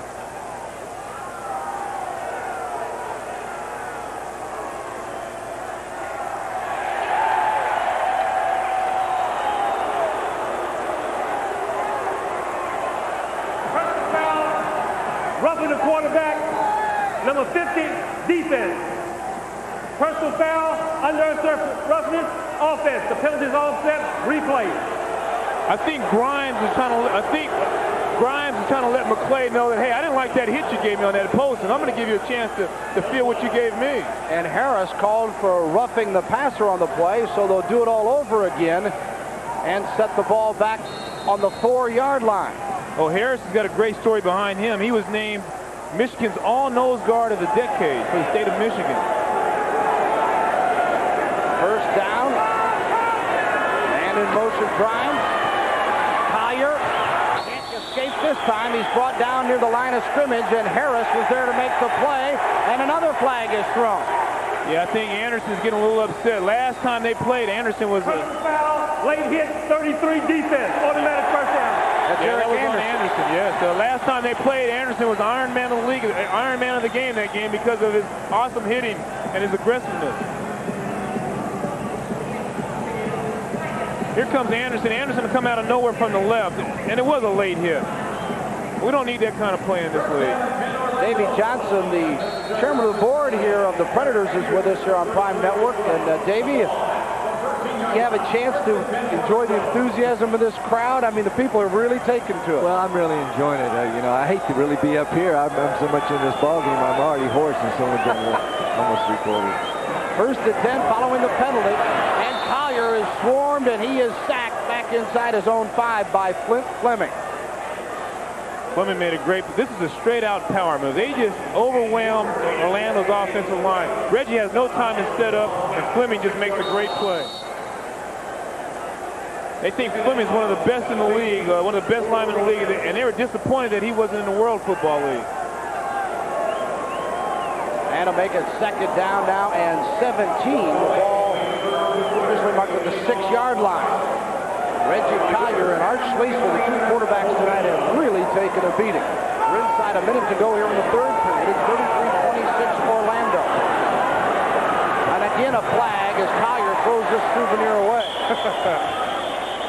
The fans saying, great pass, Reggie, great pass.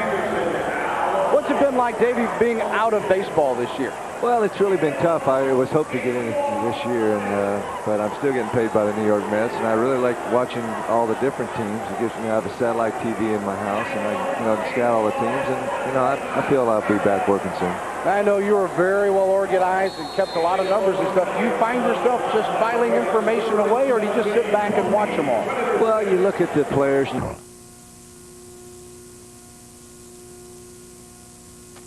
For Orlando now, this could be the final play of the quarter. Collier across the middle, Walls had it tapped away. Evans was there out of Central Arkansas for Detroit to make the stop for the drive. Davey, thanks very much. We appreciate it. Hope to see you back in baseball soon. We miss you. Well, I hope I get back in baseball soon. It's something I miss, and it's my life, so it'll happen soon. Maybe down the road in Miami? Well, I know I'm not going to try out for arena football team. I know that already. We got a great organization going here. Thanks again. Well, we really miss you after, Dave. Tony, good to see you. We'll be back for the fourth period in just a moment.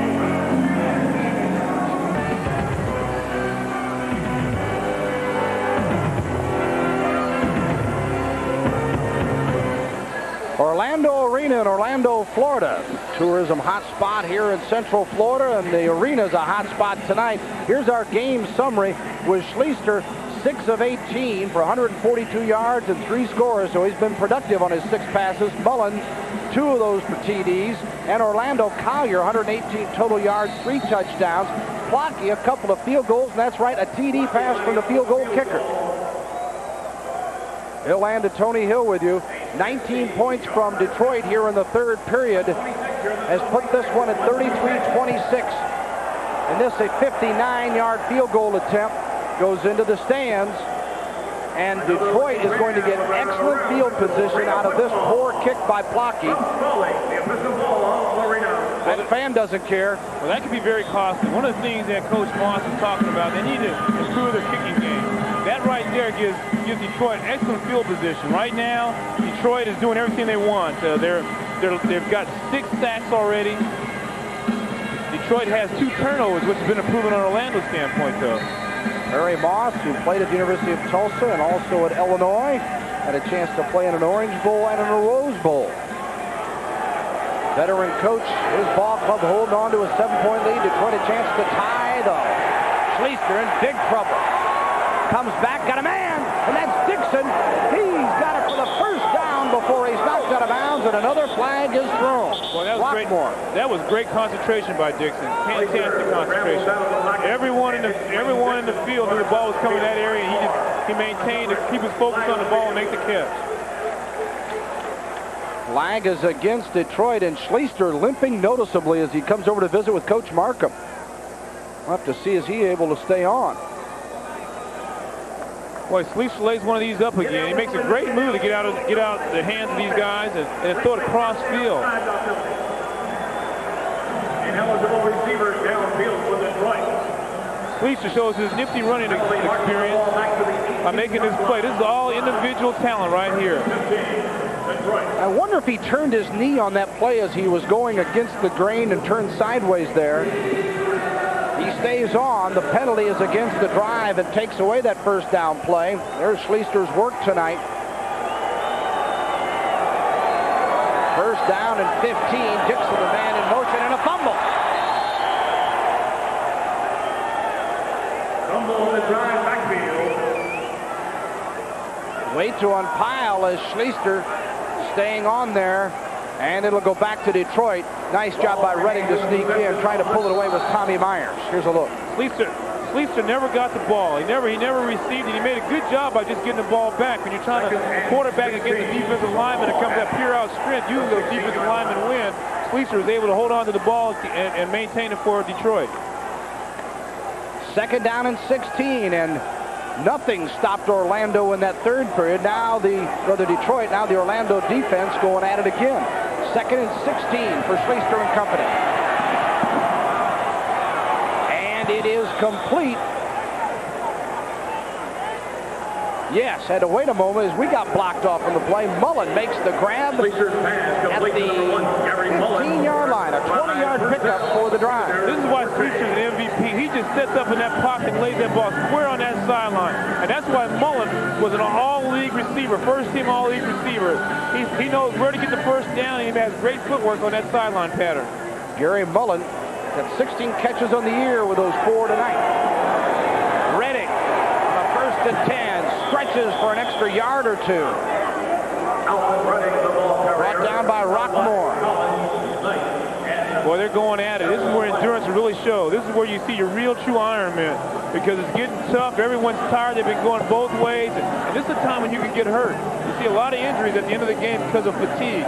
And only the real Ironmen are the ones going to sustain this type of situation.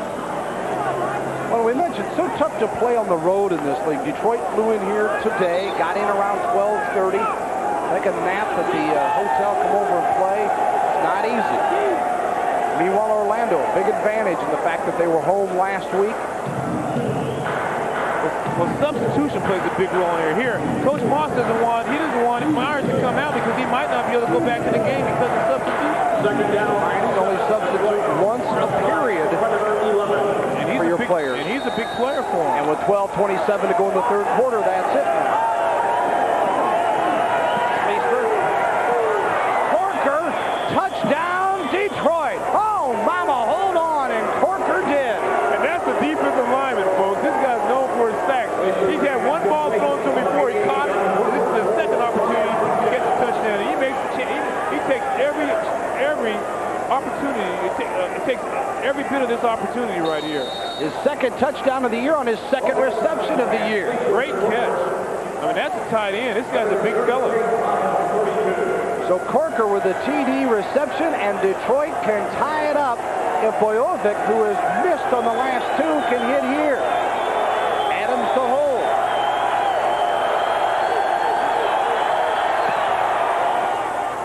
It is good, and guess what? We start all over with 11:31 to play in the ball game. Detroit 33, Orlando 33, and Corker slow to get up. His TD reception, though, Pullman Arena football here on Prime Network. Detroit and Orlando tied at 33, and Detroit ready to kick it off. This is the first time they've been tied since back at 7. Orlando led 24-7 at the half. 12-yard TD pass from Schleister to Corker, and Detroit has called back to even this one up. And we'll see if Corker can stay on. Off the net it comes to Walls. He waits. Still in play, and then he throws it out of the end zone. And Detroit, nice job of covering on the kick, and a nice bounce there as Walls had trouble handling it. The Detroit scoring drive, 5 plays, 27 yards. Schleister, a 12-yarder to Corker, his second TD reception of the year on his second pass caught of the year.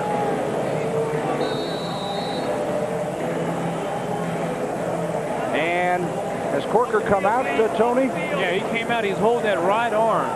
He showed a great athleticism by making that catch, over-the-shoulder top catch. The Schleister threw him, but I think the shoulder's been bothering him quite a bit. He's got, what, at least 3 sacks. They'll miss him defensively more than anything else.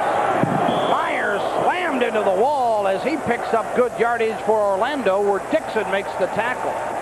Oh, my. And that was a hit by Dixon because Myers is a big boy. He really gave him a shot. I was talking to Art Schleister, and he said that he thinks that Dixon is the best Jill linebacker, as I mentioned to you earlier today. When I talk about linebackers, you got a Meg and you got a Jill linebacker. You got a weak side linebacker and you got a strong side linebacker. And the strong side linebacker does pretty much all your Iron Man work. And there it shows you right there. Alvin Reddick makes the play. 2nd and 3 at the 12, and Myers, not much to talk about on that one as Reddick was there for the stop. You have 2 linebackers. You have a Meg and you have a Jill. Your Jill linebacker is usually a place where you try to hide an individual because you're only allowed to drop back 4 yards and 4 yards wide. So essentially, you're not really in the play unless it comes your way. And that's why Dixon is one of the best players in this position, because he's all over the field when the ball is moved. And they're not hiding anything with him. They've got quality at every position.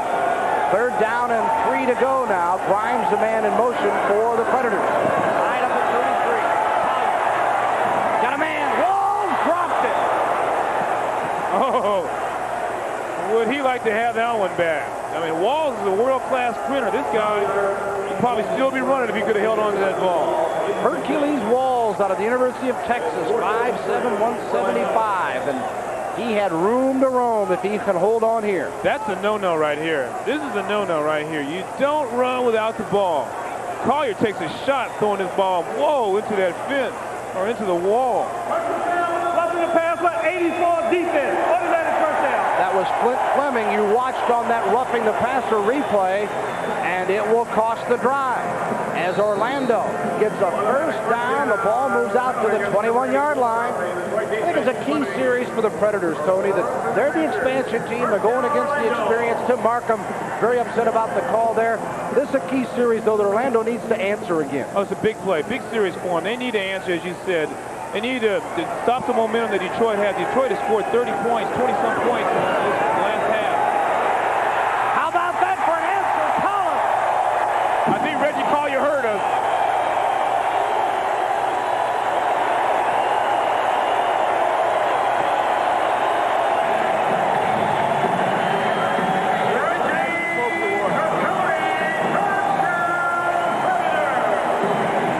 Orlando, 29 yards, Collier to Collins.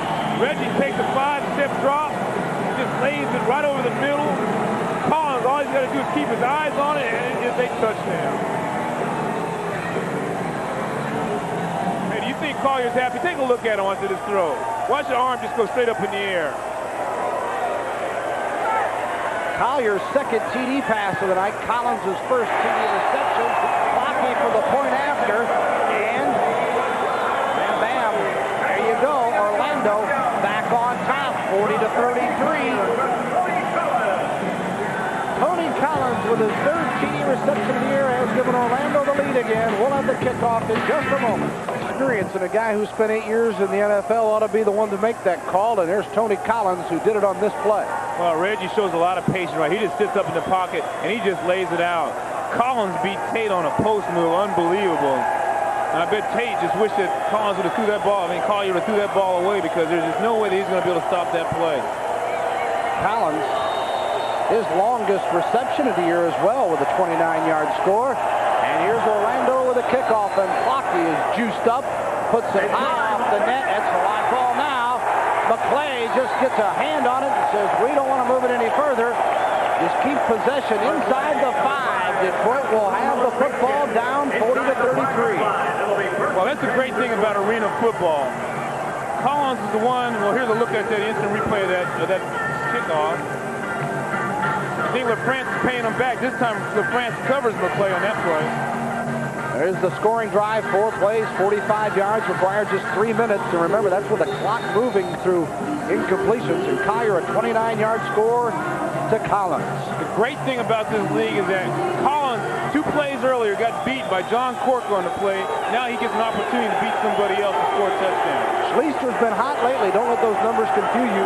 He's hit his last 5 for 113 yards. And that stops the string as it's ruled an incompletion at the 10-yard line intended for McClay. It was almost a great catch by McClay.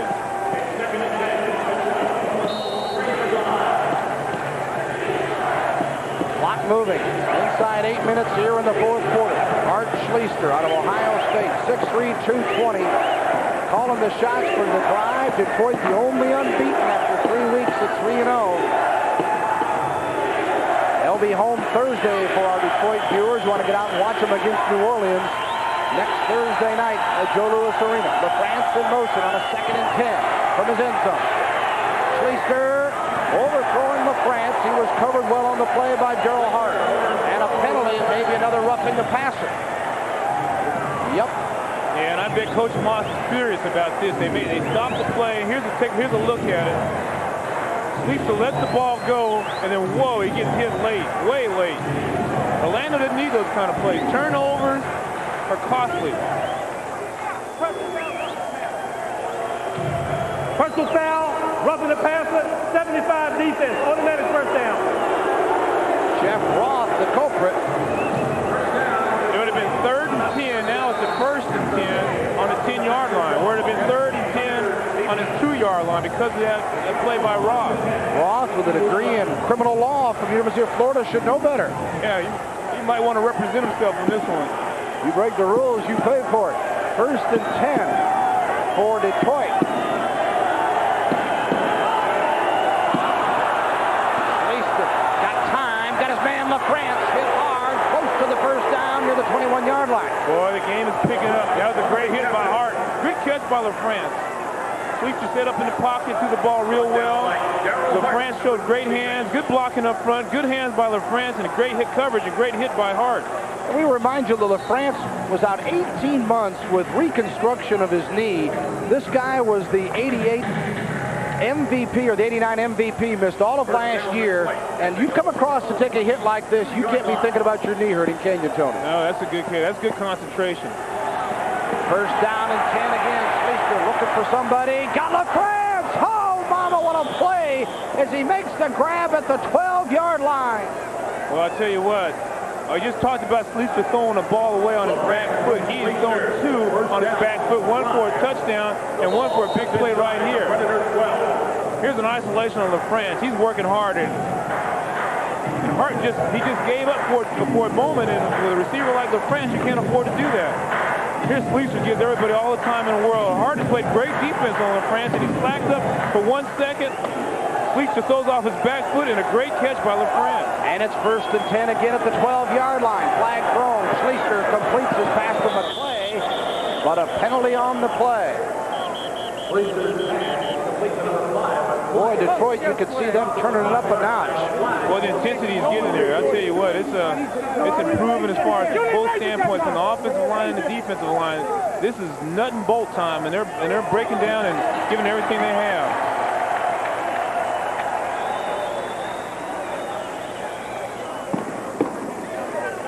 This Orlando crowd goes back and forth from being roaring to quiet.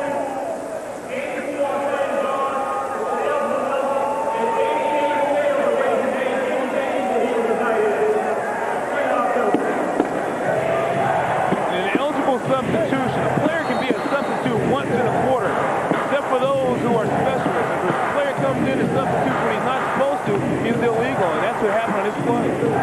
Corker coming back in. Corker's only using it, raising up that one hand. I think he's hurt with that right arm. 1st down and 13 from the 15-yard line. Schleicher got wrapped up, still loose.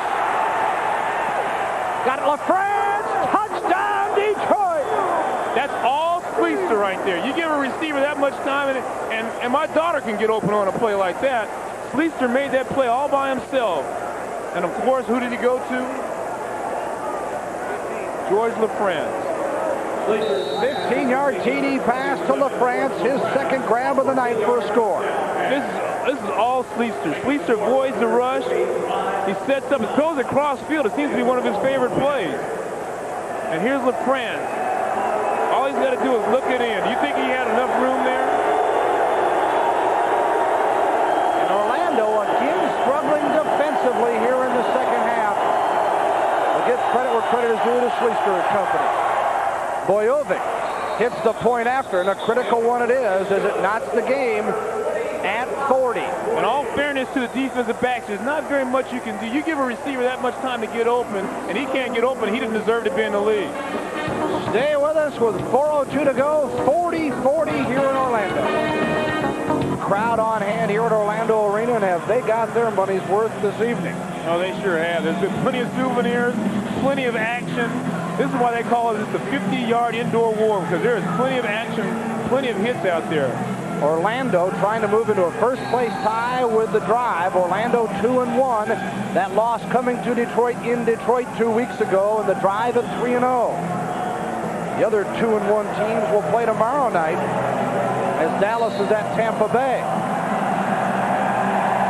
See the cup being thrown on Nova Bojovic.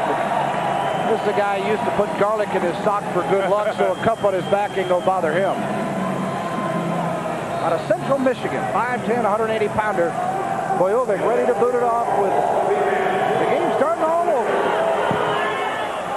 He got everything into that one. Ball. 5, 10, and out to the 13-yard line. The Detroit scoring drive a moment ago. Captured by Schleister's 15-yard TD pass to LaFrance. 6 plays, 47 yards with 4:36 is all it required. And here's why Detroit so tough to beat. On top, there's Orlando, Dallas, Tampa, 2-1, and then Albany, Denver, New Orleans 1-2, and Columbus in the cellar at 0-3. But even Columbus got some excitement with Major Harris joining that team, and they'll be home tomorrow night, where we understand ticket sales are going well for their game against Albany. First and 10 for the Predators. Collins, incomplete, covered by Tate Randall. Collins didn't like the no call. I think Randall learned something the last time called to me. They ran the same route, a double post move. He fakes to the post, breaks to the corner, then breaks to the post. You'll see Collins come to the screen. Collier makes a heck of a throw just to be able to throw the ball that far like that. Right over the outstretched arms of Collins. Good defense by Tate. I think he's seen that play one too many times. 3:04 and counting. I had a coach that told me, fool me once, shame on you, fool me twice, shame on me. I think Tate Randall was ready for that play. Grimes man in motion on 2nd and 10 for the Predators. It is complete to Grimes at the 22-yard line. A couple short of the first down. He didn't get the 24. He picks up 8. Tate Randall makes the tackle. Well, we're going to have to take a look at Corker. Corker didn't have the same speed he had earlier. I think he's holding that left arm. There could be something wrong with him. Here's Grimes, goes in motion, he runs about 10 yards, and he runs a hook. He stops right there. Collier puts it on the money. And as a result, good connection. I think Grimes should have probably went a couple more yards knowing that first down is, because he had plenty of room to get that first down. Detroit knows him well. He played for the Drive a year ago. Sparingly for the Detroit Lions of the NFL for a couple of years. There's Collier on the keeper, flags everywhere. He got the first down if it stands. Stop by Redding. Flag on the play.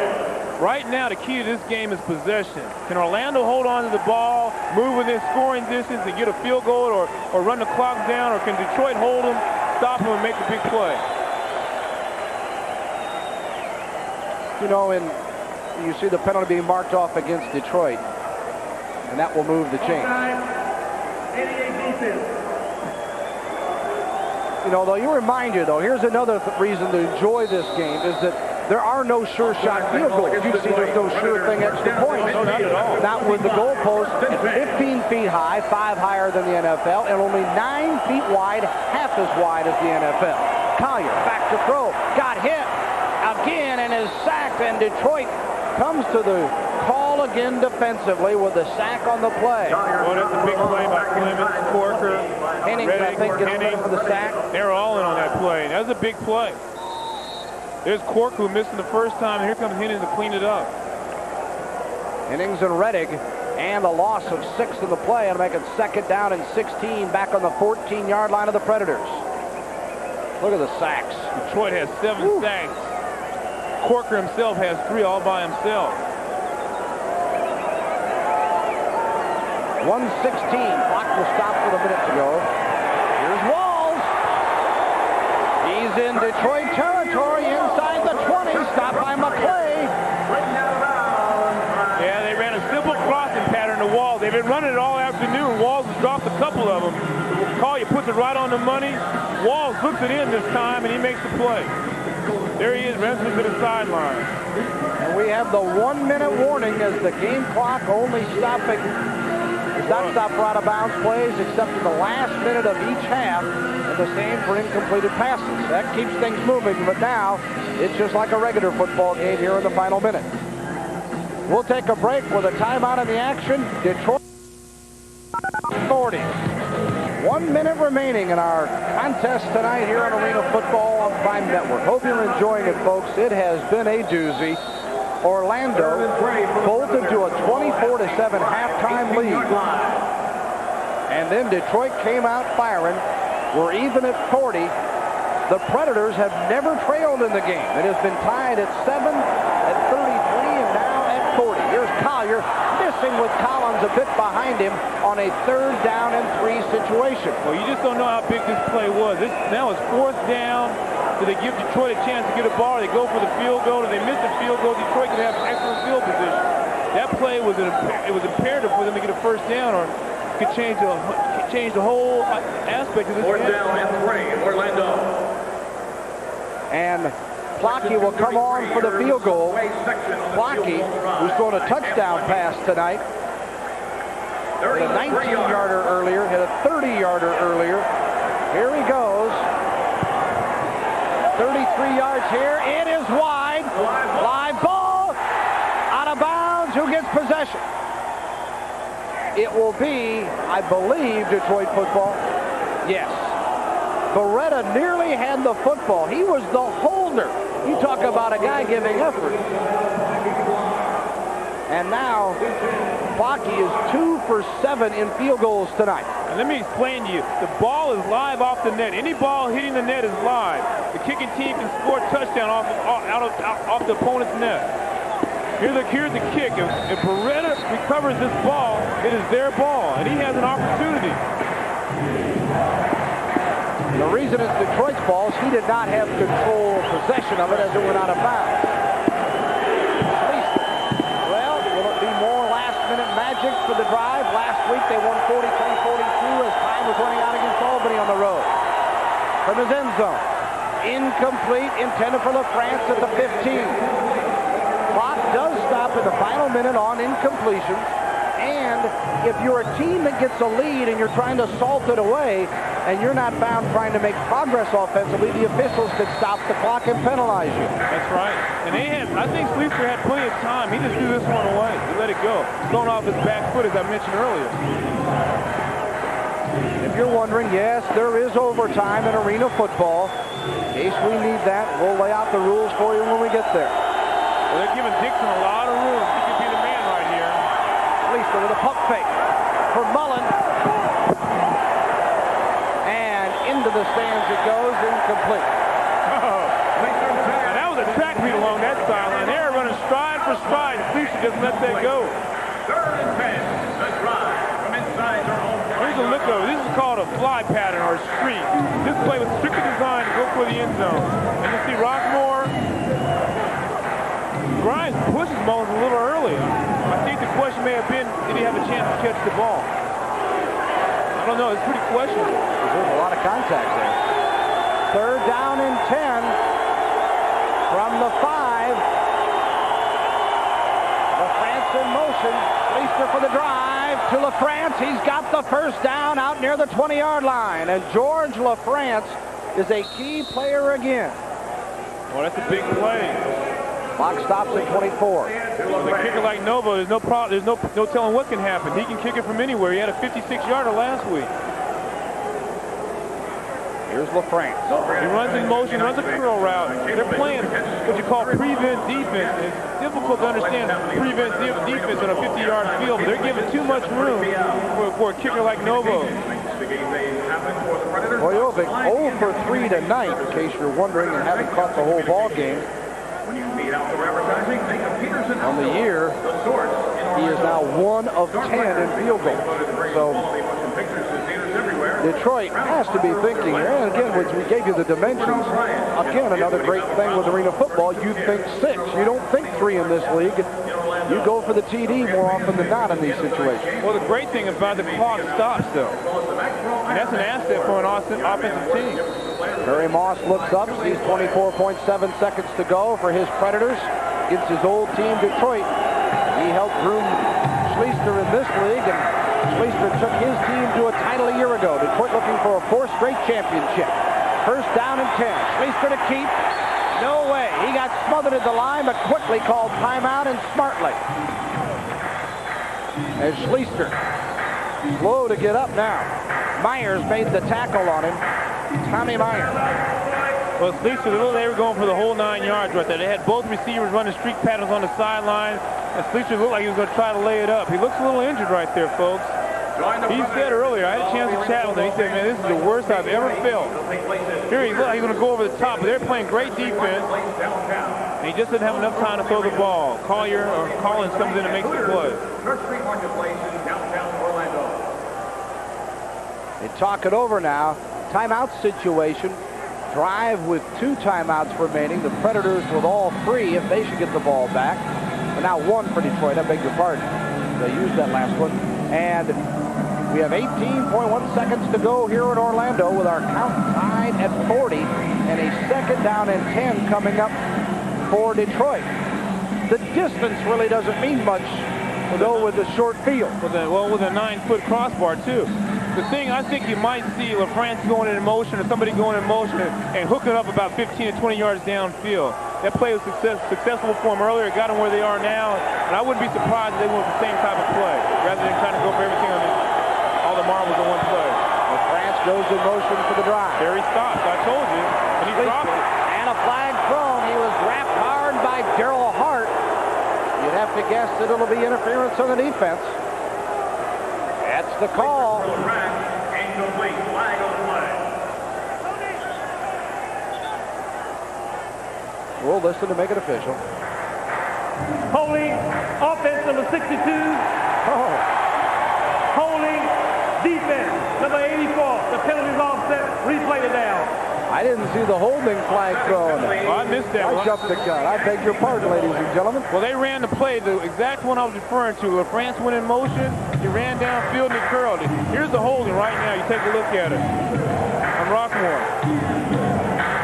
Rockmore there, Relk the other way for Detroit. Started over, 2nd and 10. 13.2 seconds to go in the game. Tied at 40, Detroit and Orlando. Fumble. Schleister picked it up and he got tackled on the play by Myers. He calls another timeout and that's it for Detroit with 7.7 seconds to go. Schleister is hurting, boy. I'll tell you what, he's taking a beating tonight. He's done some miraculous running, but he's taking a beating in the long run.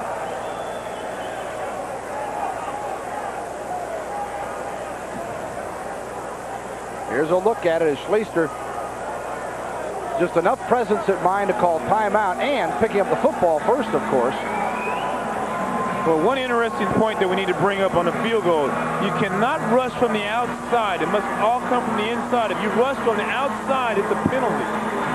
Otherwise, you can block almost every kick. With the lack of bodies in the field, they make you come inside, and you will see teams almost try to deep the opposition on the line to make them spin and go outside. Well, one of the things that they do is they teach their guards or their tackles to block down, and therefore the defensive man has to come over their top, which makes them come from the outside.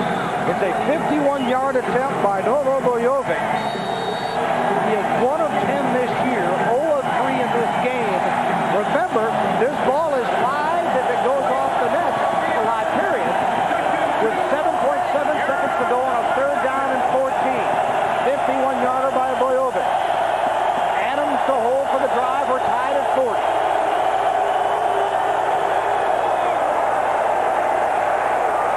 Off the net, this is Walls. No, Collins. He downs it, and that is the end of regulation. It is overtime, folks. What a game. OT here in Orlando. He had the distance.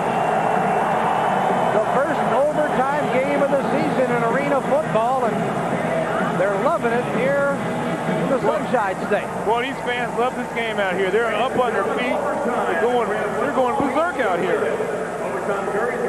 Tim Markham, winningest coach in the league history at 23-6, visiting with Art Schleister. Now, when we talk about Ironman, this is what you call a real Ironman. Ordinarily, this game would be over. These guys have endured I don't know how much punishment, and they've got to go another 7.5 minutes of overtime, possibly. The overtime periods are 7.5 minutes. Look at Perry Moss. We'll take a look at the rules in just a moment as we go to the extra session here. Regardless of what happens, Orlando's fans have got to be awfully proud of their team. I mean, they put on a show tonight. This has been a fantastic football game. Plenty of entertainment, plenty of hitting. It's just an unbelievable game. All right, the overtime periods, we mentioned 7.5 minutes. Have a coin toss to determine possession. Each team gets at least 1 possession. If after each team has had 1 possession and 1 team is ahead, that team wins. If the teams are tied after each has had a possession, the next team to score wins. Therefore, Detroit gets the ball, they score, game's not over. Orlando gets an opportunity. If they score, then it now becomes true sudden death. If they don't, obviously Detroit would win. Correct. I think it's a very fair way to do it, particularly in the close quarters of arena football where scoring is easier. Oh, definitely, definitely. Detroit wins the coin toss and will receive. So therefore, they'll get the first opportunity, and then Orlando will get another opportunity. They'll each get an opportunity, which makes this game a great game. There you see, first place at stake. With Orlando getting a victory tonight, they will move into a first-place tie with Detroit and give Dallas or Tampa Bay. Those two meet tomorrow, and that winner would be 3-1. And the two coaches here tonight, well, they know what winning's all about.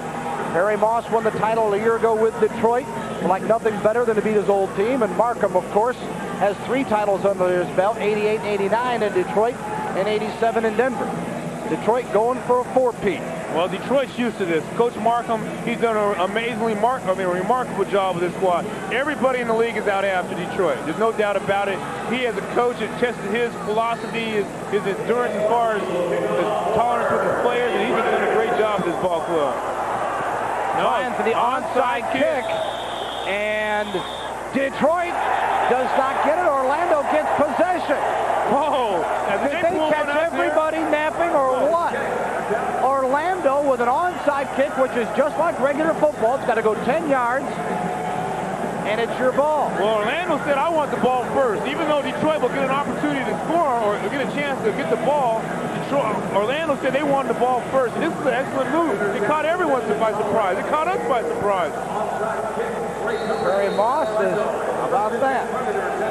You saw the Detroit players headed backwards. Well, I'll tell you what, that was a good touch right there. That ball easily could have gone out of bounds and gave Detroit excellent field position. If that ball would have went out of bounds, Detroit would have got that ball at the 10-yard line. Instead, Orlando first and 10 from the 12. Collier. Incomplete or complete? Completion. Thought it might have been a trap. It was a good catch by Anderson. Anthony Anderson out of Grambling, 6'3", 218 pounds, had just 2 receptions coming in. Well, you know, this guy Anderson, he led the nation with 10 interceptions when he was at Grambling. Reminds me of a good friend of mine by the name of Everson Walls, who's now with the New York Giants. You've got to have good hands to make those kind of catches. And it'll be a second down now, about 4. The carry with a flag thrown, Williams. Stops with 6:15 to go in the overtime period. Well, one of the things, if Detroit elects not to take the penalty, Orlando could find himself in a tough situation.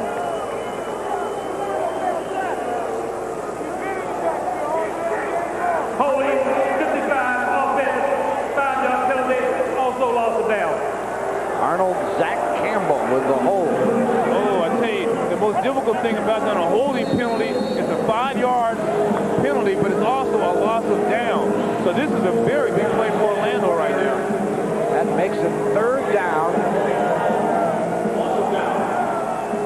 3rd down and 10. Ball back at the 12.5-yard line now.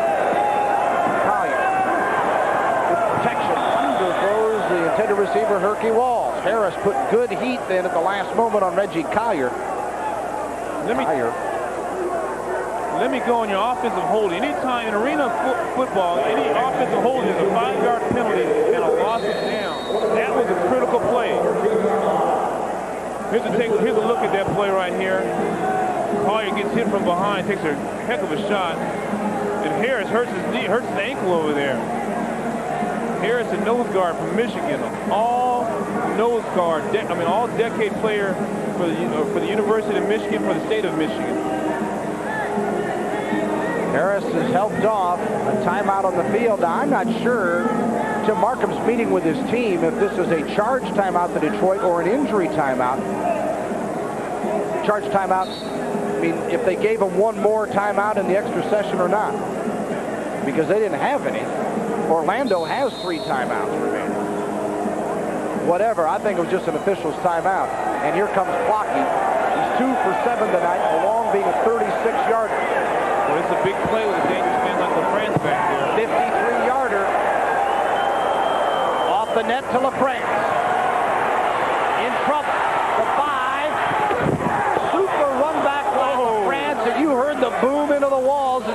the 10-yard line. He really risked injury to bring that one out as far as he did. He did some great running. He was out there all by himself. He did some very nifty running just to get as far as he did. Okay. Let's take a look at that and replay, and you'll be able to hear it. Here's the kick. Let's see if we can hear the hit, the way he's been hit.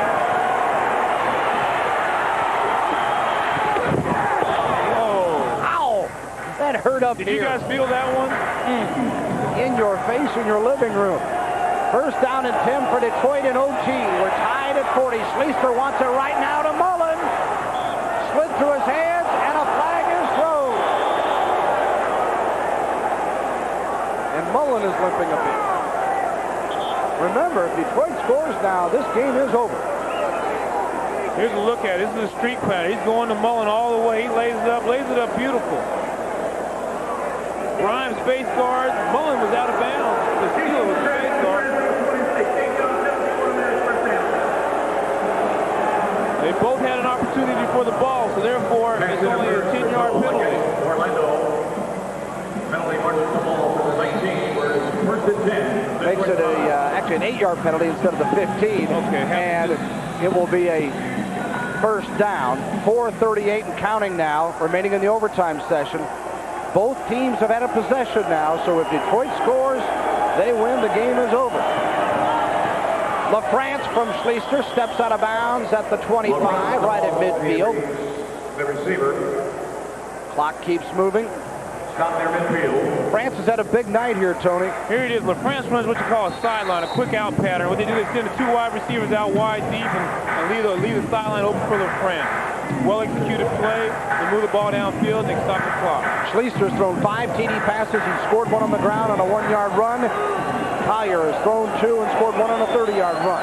Complete to LaFrance, out of bounds on the opposite side. Got the first down at the 20-yard line of the Predators. Same play to the opposite side. What Schleister is doing now, he's taking what the defense gives him. Hart made the tackle. Here's a look at it. A quick sideline pattern. The wide receivers run them out.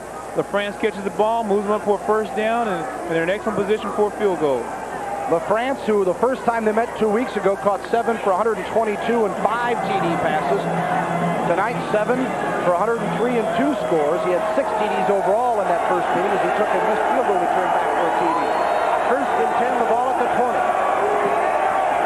Schleister looking for LaFrance. They got turned around on the play, and a flag is thrown, holding against Detroit. And as I remind you, offensive holding is a 5-yard penalty and a loss of down. That could be a big loss of down right there. It's on Relf. Right on the center of the screen. There it is, the face mask. You see that right there? 62 and 65. So with a loss of down as well, it makes it second down now, and the ball just inside Orlando territory across the 25. Schleister moves back to the huddle. Boy, you better be tough if you're going to play in this league. No pansies, and that includes quarterback. One key thing is these guys play for the enjoyment, not for the money, but for the enjoyment. Second and 16. Schleister going to keep, and he is hog-tied and brought down in his own territory at the 24. Keith Smith on the sack for the Predators. Well, that was a big play by Keith Smith. Schleister had the field position, a lot of field to run. There you go, Schleister avoids the pressure, steps up in the pocket, he's getting ready to take off, and boy, Keith Williams just loads him up. Here's the reason he got sacked. He was trying to hit LaFrance, and he just didn't get a chance to get it off to him. And great defense by Hart. France trying to head upfield to find an opening, could not. Detroit is 1 of 7 in third down conversions tonight. They've had early lightning. They haven't waited around. Well, one of the things that's happening right now, they're going backwards and not forward.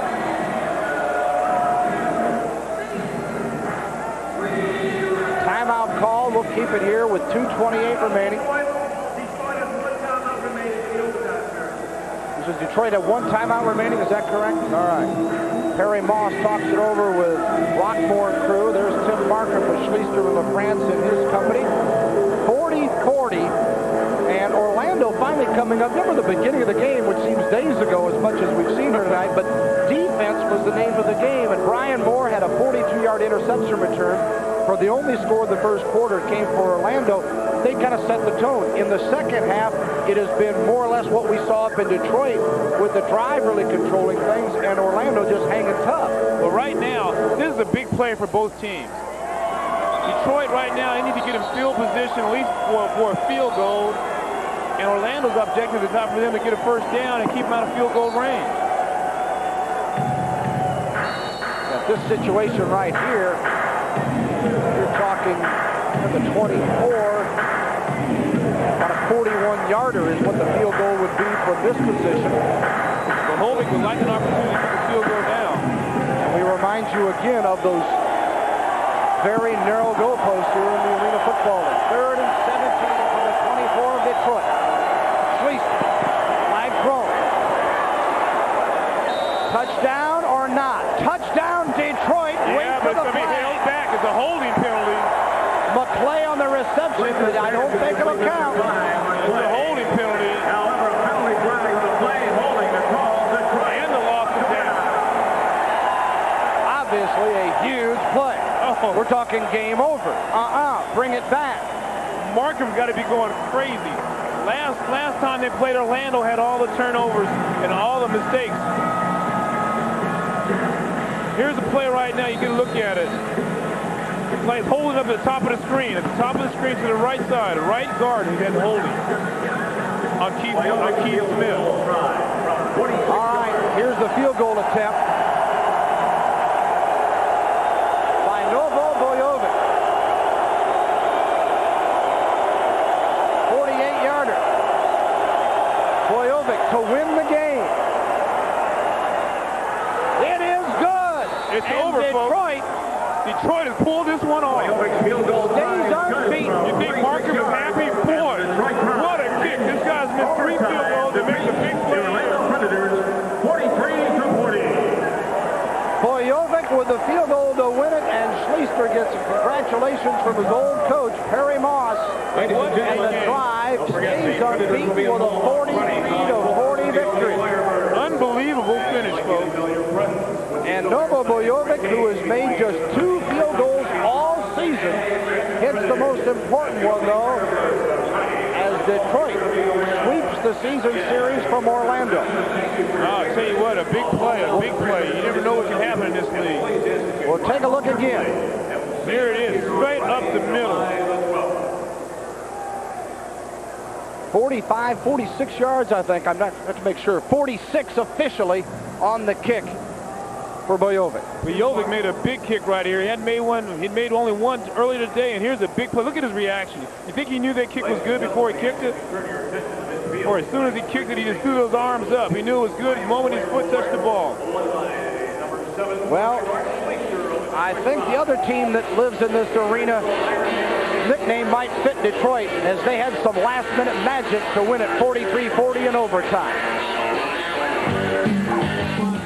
Prime Network and 20th Century Fox present the Point Break Premier Sweepstakes. Win the first prize, this JVC color monitor, or the grand prize. We'll fly you and a friend to Hollywood for the world premiere of this summer's hottest movie, Point Break, with Patrick Swayze and Keanu Reeves.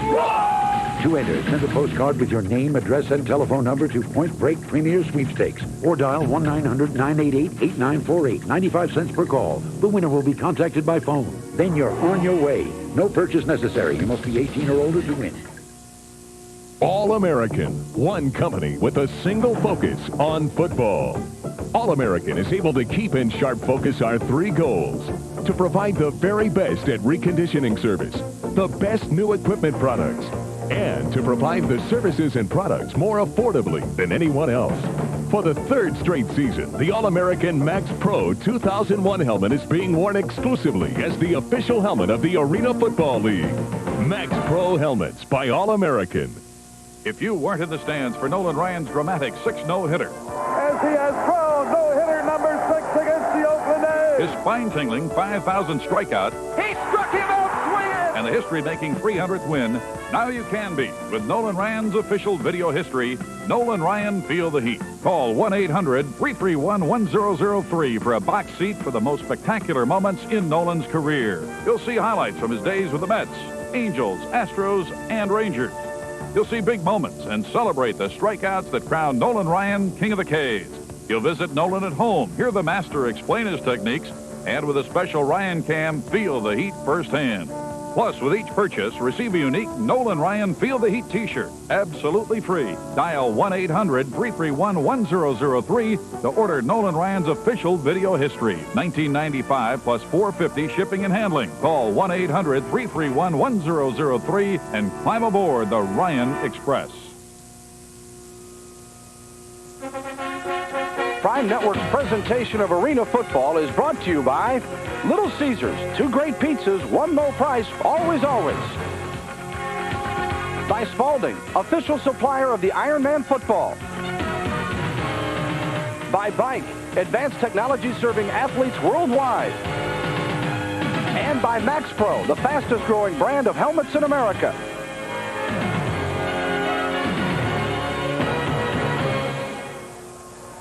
The only time Detroit led all night came on the final play of the game as Bojovic's 46-yard field goal attempt in overtime gives the Drive a 43-40 victory over the Orlando Predators.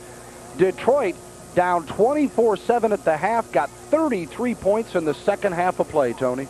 Well, I tell you what, they showed had a tremendous effort at the end of the game, and obviously Detroit is used to this. They came back against Albany last week, and I've got that lucky rabbit's foot again, and Art Schlichter obviously behind the big scoring drive and put him in a position to score, and Nova Bojovic made a big play on that play. And Art Schlichter headed to the locker room. You think it's all high fives and heroics. You talk about the Warriors and the Gladiators. The indoor war has got him here in Arena Football. Boy, he had a heck of a game. He's taken a lot of punishment. I think he'll love to see some ice in a warm jacuzzi right now. Tonight's Little Caesars player of the game is Art Schlichter. Little Caesars, 2 great pizzas, 1 low price, always, always. As Schlichter, 14 of 30 for 243 yards, 5 touchdowns, 2 interceptions, but he got them going when they needed it in the second half when he came out early and hit Mullen on the first play from scrimmage for a 31-yard TD pass. I think that's the game that broke their back. I mean, they came right out and just made a big play. And the Iron Man tonight for both ways play, Quentin Knight of the Orlando Predators, 6'2", 265 out of Fullerton State. So the victory assures Detroit of staying in first place by themselves. The Drive going to 4-0. Orlando slips to 2-2. And that means that tomorrow night, the Dallas-Tampa Bay game, matching 2 teams at 2-1, Tony, will simply be to find out who's going to end up in second place at 3-1. Well, I'll tell you what, Orlando's got to feel good about this game. The simple fact that they lost this game, they lost to the #1 team, a team that's been together for 4 years with pretty much the same personnel. And so they've got to feel pretty good about it. And they know they've got a lot of work to do, but they've got a chance to be a contender. Now for Detroit, 4-0, home Thursday to take on New Orleans next week. Orlando 2-2 now. They'll go on the road for a pair at Denver and Albany before they come back home for 3 straight. Next week, our game will be Albany at Tampa Bay. We hope you have a chance to tune into it here on Prime Network, 7:30 Eastern Time. Thanks for being with us tonight from Florida.